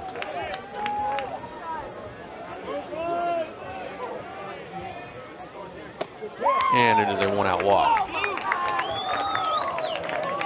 So the scouting report on Bordelon has been spot on. When he's in the zone, he's nasty, he strikes you out, but he does fall behind and issue some walks. And now it'll be a matter of LSU could just make him pay. We're going to have a pinch hitter coming in, I believe.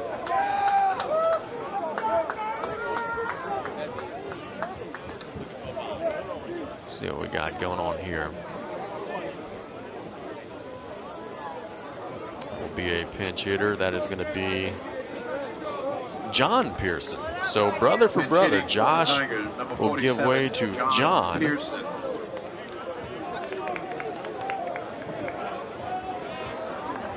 Josh Pearson was 1 for 3. Now, little brother, and I say little brother loose, that's a big boy, 248 as we saw there on our graphic, and he's got some pop. Hitting against the lefty. I've seen a strike.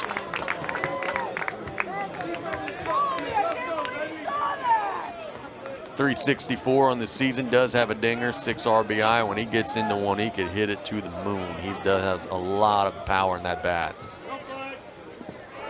Coach Johnson and his staff are very excited about his future. The challenge this year is just finding a way to break through that 1 through 9. I mean, we saw some LSU guys who were starters last year who were not in the regular 1 through 9. I mean, Braswell being one of them. Ashton Larson being another. A little low, 2-1.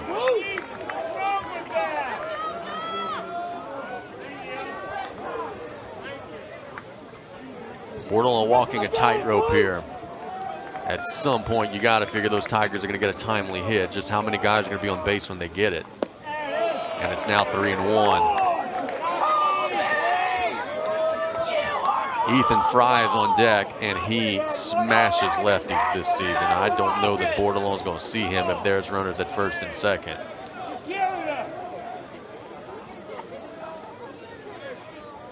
And it's another walk. That one's not. Tying run will come up. It's Ethan Fry, and as we said, he absolutely destroys lefties. As we take a look at the bullpen out there, Poirier is throwing.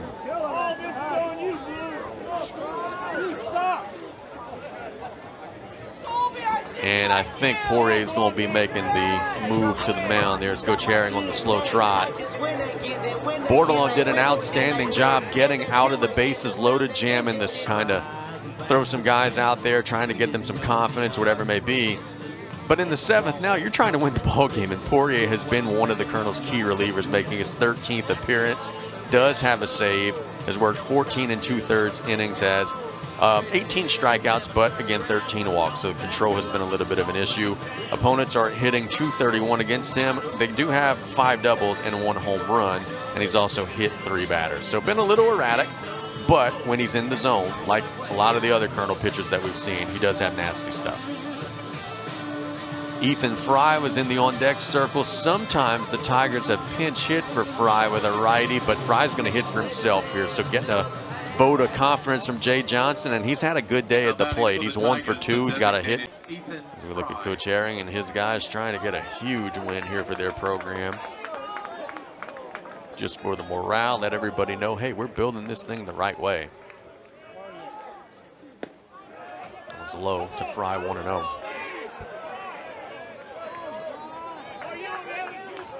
We mentioned about an inning and a half ago that the Colonels had been walk-free, but they have had a few stack up here since then, and that has been a big Achilles heel this year, as that one's a called strike.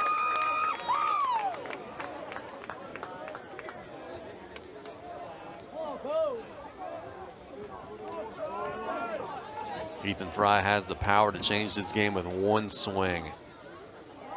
Colonels are trying to roll a double play in the middle infield. That one's way out of the zone.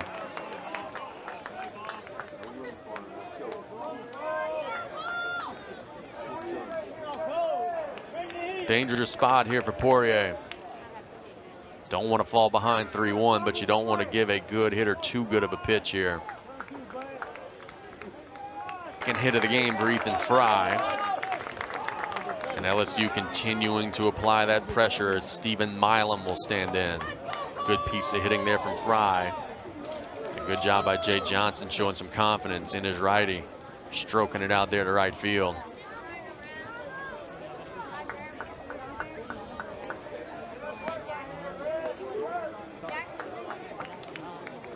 Milam will step in. There was an offensive timeout called, so now he'll step in.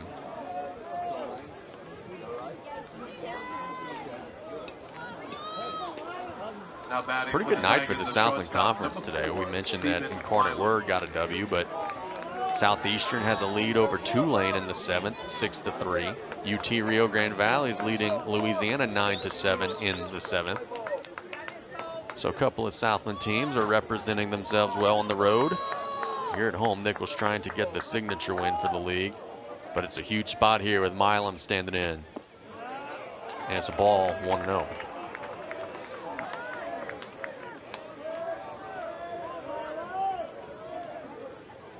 LSU has threatened just about all game. They have not been able to get the timely hit. Colonels have walked that tightrope. They're trying to do it one more time here in the 7th. It's how long can you hold the monster down? And in Milam's case, I guess literally, but that's what they call him. He's 1 for 3. Good pitch on the outside corner for a strike, 1 and 2. Maybe the best pitch from Poirier so far in the outing.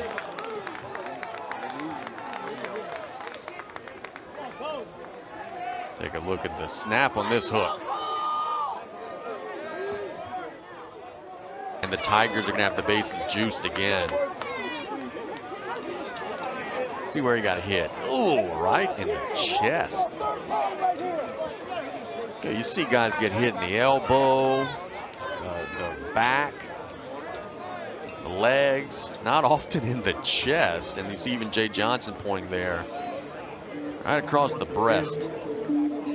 But Hernandez is a catcher, which means he's tougher than you or I. And he looks like he's going to be okay. But meanwhile, the Colonels are having a mound visit, but they got to get Poirier settled. LSU has 3 across as we take another look. Just turns right into this one and gets some, ooh. And again, look, it's another example, and it never fails. You wear every pad in the world. We talked about this earlier whenever Aaron Beatty got hit. You wear every pad in the world, and the ball just finds the one spot where you're not padded up. It never fails. He's got elbow pads, he's got shin guards, and he gets hit in the chest. Stanfield will stand in. LSU would take a fly ball to the outfield right here. It would give them their first lead. but they have eyes on much more with the bases loaded and just one out. And now a 1-0 count. Now batting for the Tigers, the center fielder. Stanfield is 0 for 1. He's drawn walks in 2 straight at-bats. In the last at-bat, he fouled off some good pitches before drawing the walk. Sees a strike there from Poirier.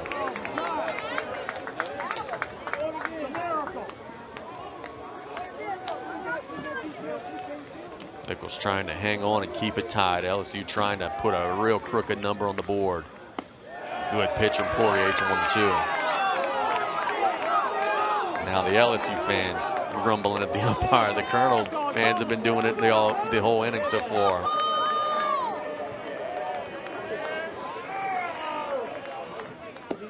That was low and out.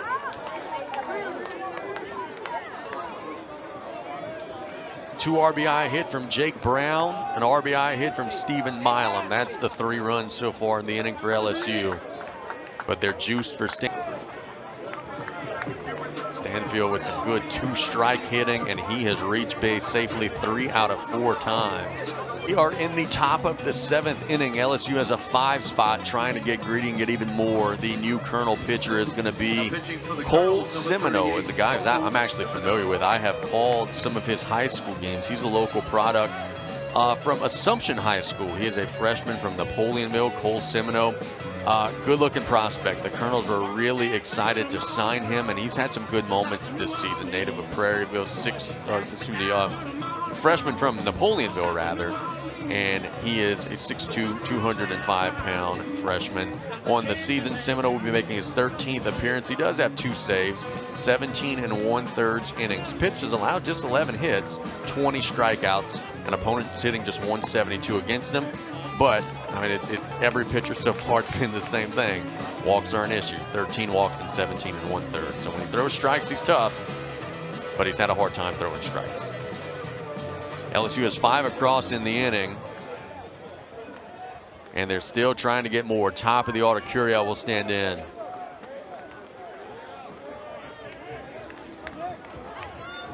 Curiel nearly hit a grand slam home run his last time up. Hit a long fly ball that was caught at the warning track. Sees the ball 1-0. We talked about this earlier in the broadcast. Just this LSU offense is just relentless. A lot of college baseball lineups, you could, 7, 8, 9, you could kind of exhale, take a break. You can't do that with these guys. Check swing, and he did not go around.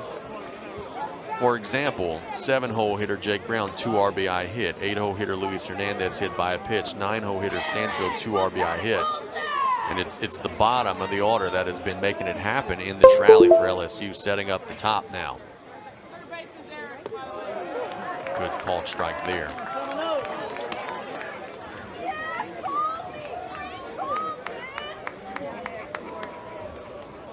Semino from Assumption High School. He's pitched in some big games in his career as a Mustang. Now he's a Colonel.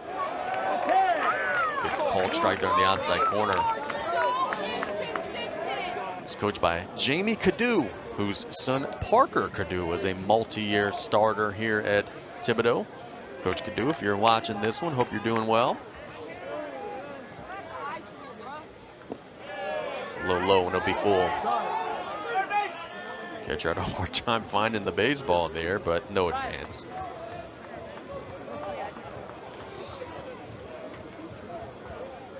Tell you what, Semino would be wise to throw a strike here, because you don't want to face Jared Jones. He's in that on-deck circle with the bases juiced. He is licking his chops over there.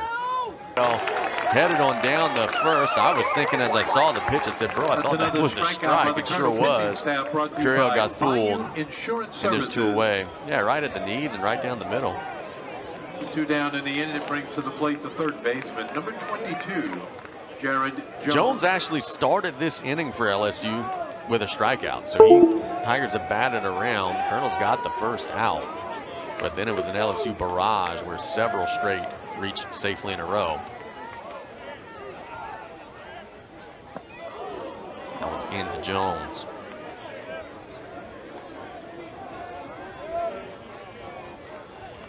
Nicholls wants to stop the bleeding here, give themselves a chance down just a couple runs. Jones wants to drive one into the alleys here and extend the lead further.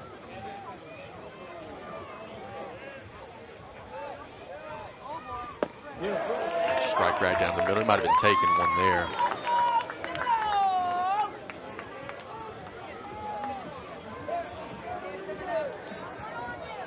Native of Marietta, Georgia. Went to Walton High School. Big 246-pound prospect, 6'4", got all the power in the world.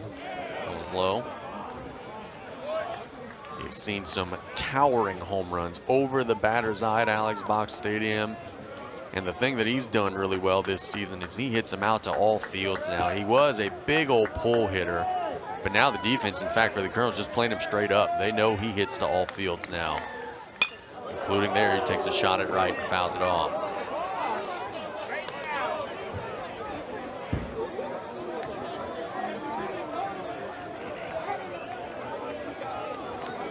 The freshman Semino in a big spot here, trying to get the Colonels out of what has been a real rough 7th inning. He's got to face an All-American hitter. Higher on the side, have a whole squad out there up in relief in case Schmidt runs into some trouble, but he's got other plans. Braswell is in the game defensively for the Tigers at third. Mock will stand in. Leading off the bottom of the 7th for the Colonels, the catcher, Jones goes back to first with Braswell entering the game. And the first pitch, bottom 7 from Schmidt. It's chopped foul.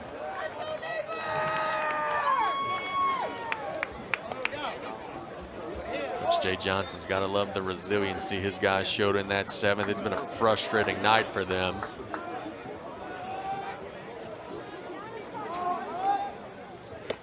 Breaking pitch up 1-1.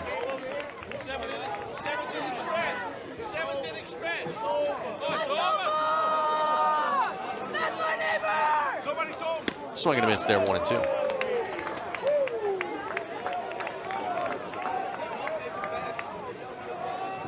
Tigers would like to have a shutdown inning here.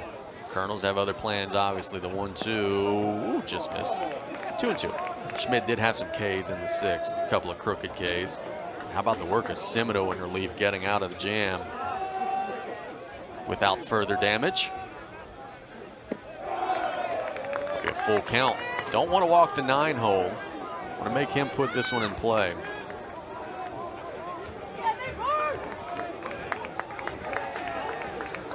Bach has drawn 1 walk on the evening. Chopper right back to Schmidt. Should be easy. Underhand toss to Jones, and there's 1 away. Thought for a second, you see Schmidt there, he's laughing. I'm laughing with him. Thought for a second he was going to make a big bugaboo. He caught it, had a ton of time, and it looked like he was going to make an overhand, like throw a fastball to Jones. Then he realized, hey, wait a second. Like, watch this here. Takes a little pump fake. Hey, I'm going to throw it overhand. And realize, hey, no, wait, I got all day here. Why don't we make an easier throw of this? Then he gets it to Jones for the out. Now playing third base for the Tigers, number 10, Irvin Michael stands in. Braswell. Now playing first base for the Tigers. Irvin has a base hit. It was an infield single. He's 1 for 3. Swinging and missing there. Schmidt has the arm to go the rest of the way if he's throwing BBs. It's just going to be a matter of how many pitches Jay Johnson wants him to throw. He is a starter at heart, or a reliever by necessity here for LSU this year.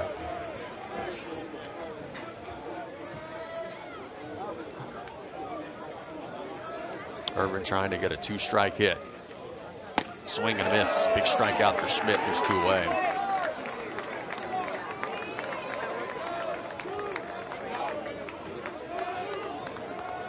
We said when he came in, when the freshman is on, he's really on, and right now he has been keeping those Colonel hitters off balance. Lots of strikeouts, lots of soft contact. As Jans will stand in. He was a 5-star prospect, high school All-American, could very easily be playing professional baseball right now, but opted to go the college route. Try to maybe do like Paul Skeens and maybe become a big top MLB draft pick by the time his LSU career is over. Swing and a miss there.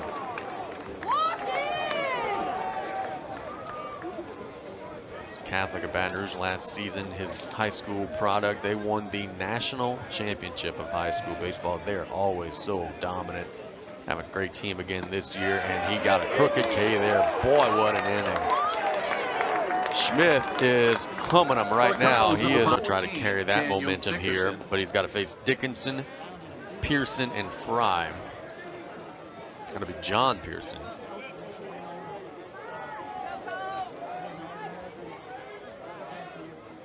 Actually, that'll be Braswell, who's in the on-deck circle. He'll be hitting in Pearson's spot. Because Jake Brown, I bet you, is playing in the outfield now. As there's a called strike, we'll take a look at the official lineup card here. I bet you that's what LSU did.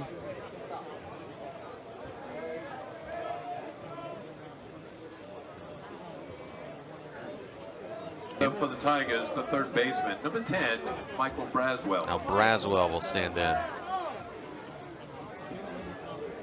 Braswell was a huge part of LSU's offense last year. The bat has been slow this season. It has not been a great offensive year. He's only hitting .241. But man, he got so many clutch hits for the Tigers last season, showing bunt here. It'll be a pickoff throw instead. But I tell you, Braswell's been showing signs because that average is .241 now. I got to tell you, it was in the one somethings. It was 180, 190 for a while, so he has worked it up into the mid 200s. Try to move a runner here. One thing you have to be careful of is sometimes when they show bunt early, as Braswell is doing, sometimes it's a ploy to draw the defense up, then he pulls it back and swings away.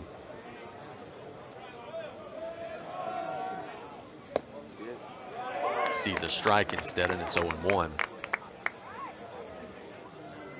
Braswell started his collegiate career at South Carolina. He was a starter there. Transferred to LSU last season. There is exactly what we just talked about. Showed bunt, pulled it back. It is out of the zone.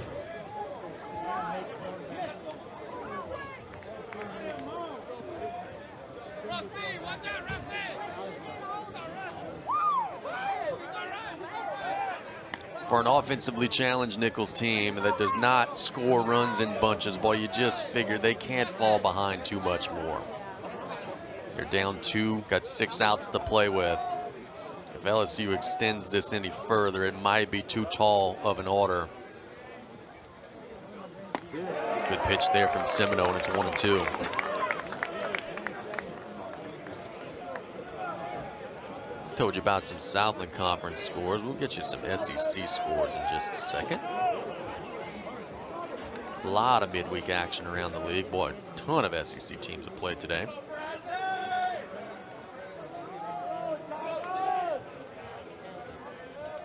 One and two coming up. Another pickoff move. Georgia, number 7 team in the country, beats Presbyterian 16-2.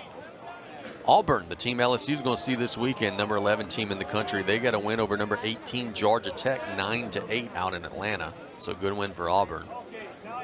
Number 5 Tennessee, their defending national champions, get a 10-2 win against Alabama State today. As Jay Johnson comes out, I think he was arguing that that last pickoff was a balk.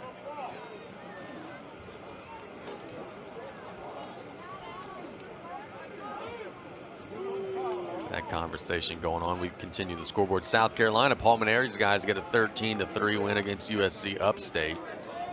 Texas A&M, fresh off of taking 2 out of 3 from Tennessee, gets a 14-1 win against Sam Houston. Missouri, boy, it's been a rough go for Missouri. They're 0-12 in the league. They're leading SIU Edwardsville 11-8 in the bottom of the 9th. That one's out. One of the games of the night tonight in the SEC, Kentucky traveling out to Louisville, big rivalry matchup. It's 2-2 in the bottom of the 9th inning there. Arkansas, the number 1 team in the country, beats Mike Silva's team, Arkansas State. Former coach at Nicholls State University. Arkansas gets a 7-3 win there. Braswell stays alive. Florida, unranked Florida, gets a win over number 9 Florida State 5-4, so a big SEC win there. Ole Miss 10-0 over Memphis. Alabama gets a 10-6 win over Southern Miss in a matchup of number 12 versus number 23. And then Texas has run ruled Houston Christian. Braswell is battling here against Seminole.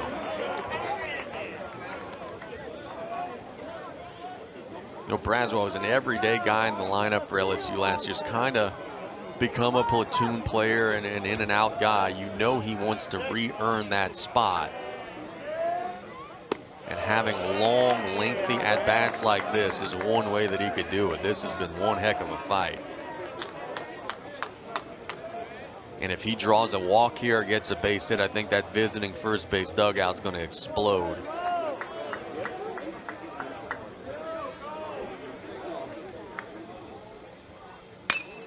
Said it's hit a mile in the air, scraping the stars. Booker Jr. will get under it and give it a squeeze. There's one away. So good battle, but he doesn't get a base hit out of it. Now Ethan Fry will stand in. Next up for the Tigers, a designated hitter. Fry's been real good today. He's got a couple of hits, one to center, one to right. He's drawn a walk, 2 for 3, and we mentioned earlier in the broadcast, he wears out lefties. So here facing Seminole, you know he's going to be thinking 2-run home run. He actually started the season as only being a regular in the lineup when facing a lefty. But he's hit so doggone well that Jay Johnson just leaves him out there all the time now. Got that average up to 364 coming into today. And then a pair of hits on top of it.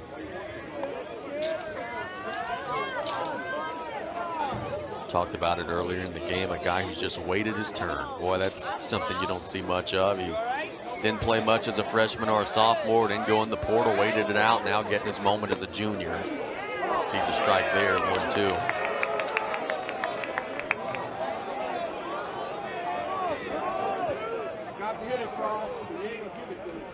Seminole pitching well. The true freshman for the Colonels. Right down the dials up the bunt, and it does not work out at all. Double play. Colonels down 2. We're going to the bottom of the 8th. It's 5-3 LSU well in this outing. Has really kept the Colonel hitters off balance, but he's got to face the heart of the order here. Calora, Biediger, and Jenkins. Maybe the best remaining chance of the game for the Colonels with their top guys up. They've only got 4 hits in the game. LSU's done some things to help them with some walks and some different things. Wild pitches. Had a 2-base error earlier in the game.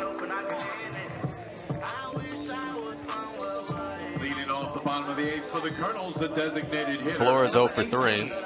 Jake Calora. The last at bat, he had a lazy fly ball to right.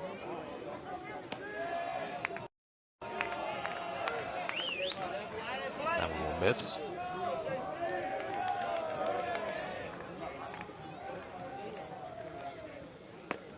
Good pitch there.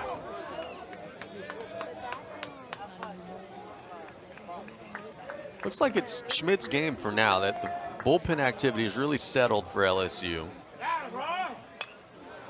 That one's fisted foul. I mean, they got some guys that are soft tossing and stretching and all that good stuff, but there's not really too much hard activity out there. As we mentioned, Schmidt is going to have the arm strength to go the distance here. It's a matter of whether or not Jay Johnson wants to extend him that long.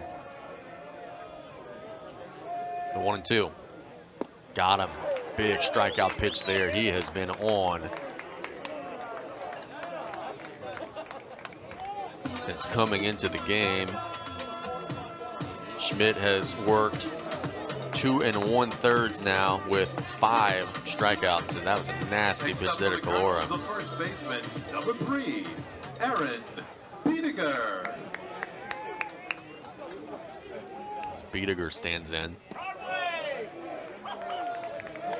It's not bad work whenever your team has 7 strikeouts on the evening and you've got 5 of them and you only pitch 2 1/3. Good pitch there. Ware started it out for LSU, 3 innings.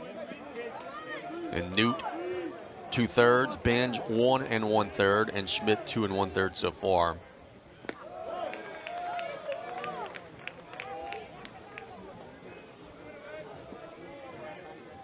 Hitters count here for Biediger.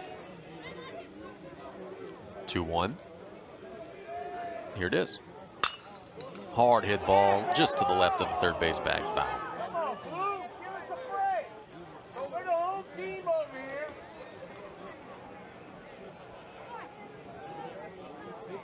Schmidt has been a strikeout machine here. Let's see if he could get number 6. We mentioned the stuff is plenty good enough. It's just a matter of finding that groove and settling into those SEC matchups where he struggled a little bit. That one is wide.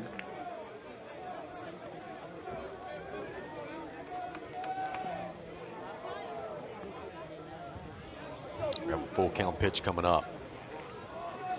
Checked into the game in the late innings. Didn't start. Got a couple of innings off of his legs today.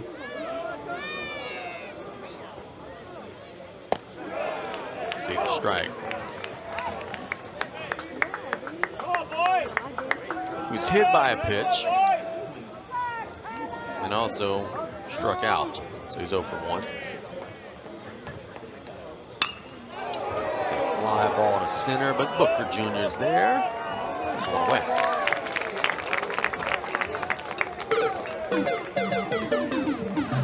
One of the MVPs for the game for LSU is coming up now. That'd be Stanfield. And that 9-0, he has reached 3 out of 4 times. He's got a 2 RBI hit that put LSU on Next top. up for the Tigers, drawn the a couple of center walks. fielder, number 1, and has Chris played a good Stanfield. defensive center field as always.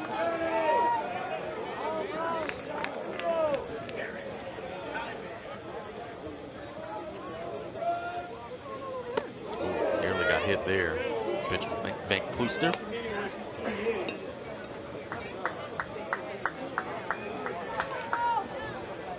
Nothing about that looks fun. About 88, 89 miles an hour coming right at me. It's low.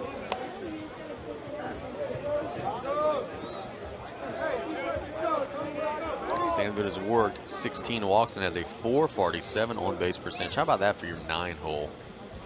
Getting on base 44.7% of the time. And that average is going up even more today with 3 out of 4 successful at bats.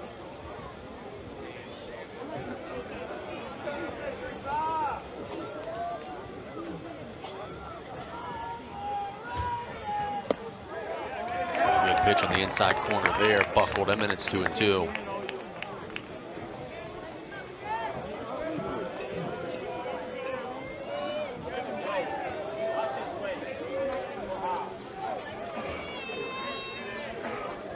Two balls and 2 strikes to the 9-hole hitter for the Tigers. Hit hard, look out, my goodness. Hopefully everybody's okay down there. Looked like it hit the fence, but boy, they got a lot of bodies in that area. And that ball was a missile.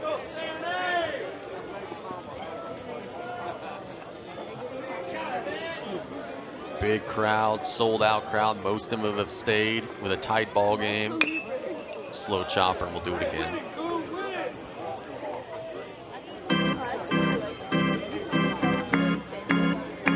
Jay Johnson said earlier in the week that he thought this would be one of the better environments that LSU would play in this season, and it has been a raucous crowd at times.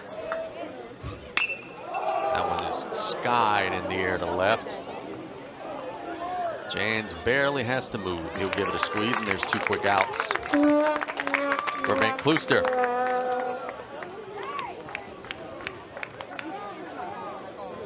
Now Derek Curiel will stand in again. A rare 0 for Curiel today. He is 0 for 5. He struck out a couple times. Reached on an error.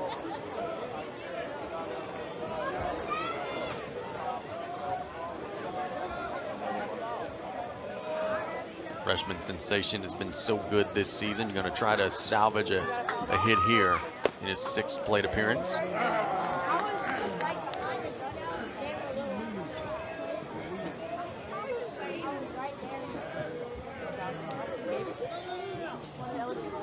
LSU hunting for win number 31. It's crazy to think, you know, a successful college baseball season, most would say, 35, 40 wins. It's April the 8th, and LSU is already approaching that mark. If they have a good weekend this weekend, win this one, they could get to 33, 34 wins already. Get 3-0 count to Curio. LSU squeaked into the NCAA tournament last season, but they got hot at the end. They finished strong after a 3-12 SEC start. Squeaking into the tournament this year. The Tigers are more than likely, if they keep up their play right now, be hosting and having their road to Omaha going through Baton Rouge.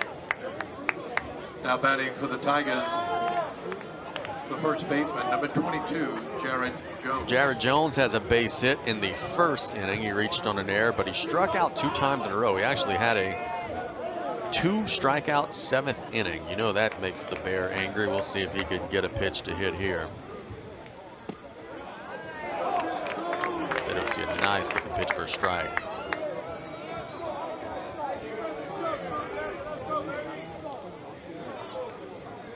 Colonel's trying to keep it a 2-run game, give themselves a good shot in the bottom of the 9th. LSU looking to further extend.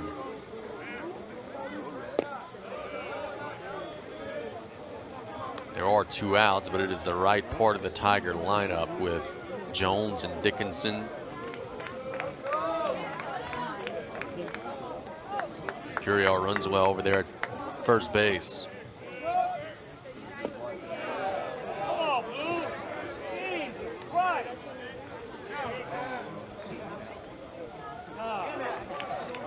2-1 here to Jones.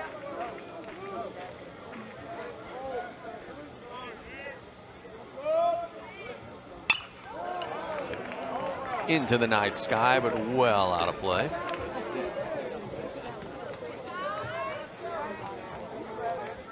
For LSU would be about a 90-minute, hour 45 or so bus trek back home. Maybe a little more, maybe a little less. And they'll head on out to Auburn. Colonels will head on out to Beaumont for their weekend series.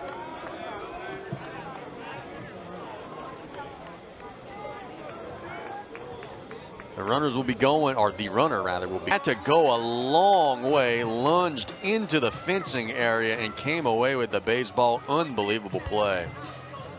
And there's one quick out. The ball hung up in the air a long time, but look at the ground he has to cover. Then he navigates the fence. Oh man, that's an outstanding play. And what does it say about Brown's versatility? This is the 3rd position that he's played in the game today. So we have a pinch hitter for the Colonels who will be standing in. Logan Mallard, another young man that I'm familiar with. He played at South Terrebonne. Saw a ton of Logan Mallard playing his prep ball. He won a state championship with the Gators. And he's got a big bat. When he gets a hold of it, it flies a long way.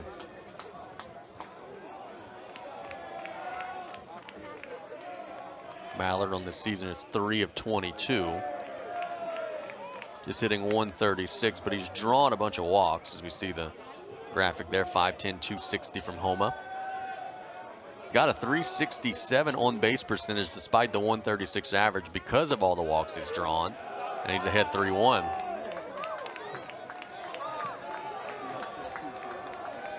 Couple of RBI for Mallard. He's got a chance to maybe see one that he could hit here, the 3-1 pitch. It'll be full.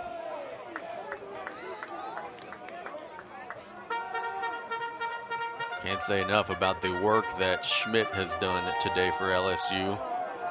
Worked 3 1/3, no hits allowed, 7 strikeouts, just 1 walk.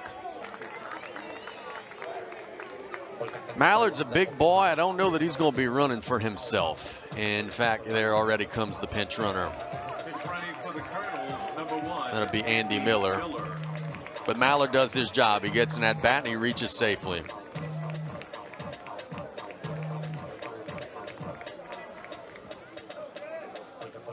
Now Fisher Ingersoll will stand in. He had one of the big blows of the game for the Colonels, a 2 RBI double in the 4th. Schmidt up to 50+ pitches. Can he close this thing out without any further arms being used. The Tigers have some movement in that bullpen. That's really been a constant all game.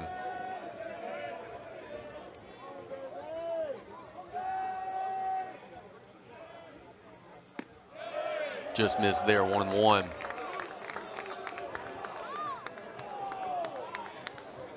A run in the third and fourth, and excuse me, a run and 2 in the fourth, or the 3 for the Colonels, a 5 spot in the 7th inning for the Tigers.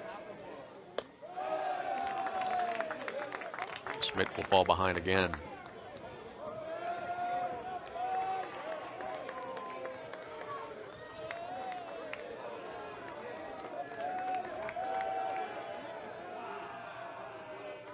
The 2-1. Swing and a miss, 2-2. Took a big hack at it, but came up empty.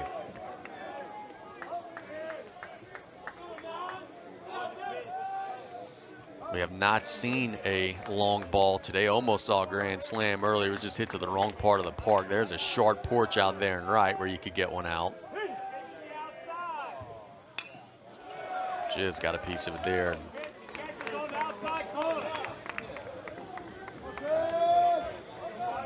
Schmidt has had the out pitch going.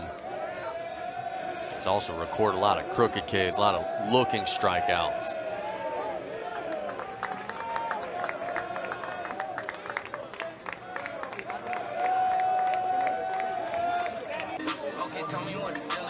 Got him to chase. And now the Colonel hopes are going to rest on the bat of Logan Mock. The 9-hole hitter trying to get the top of the order back up here in the 9th. Mock does not have a home run yet on the season.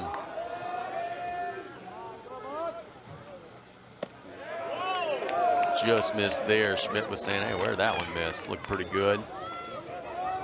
Maybe a little in.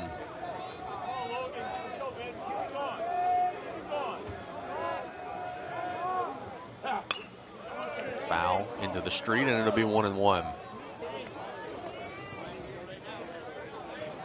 LSU 30-3.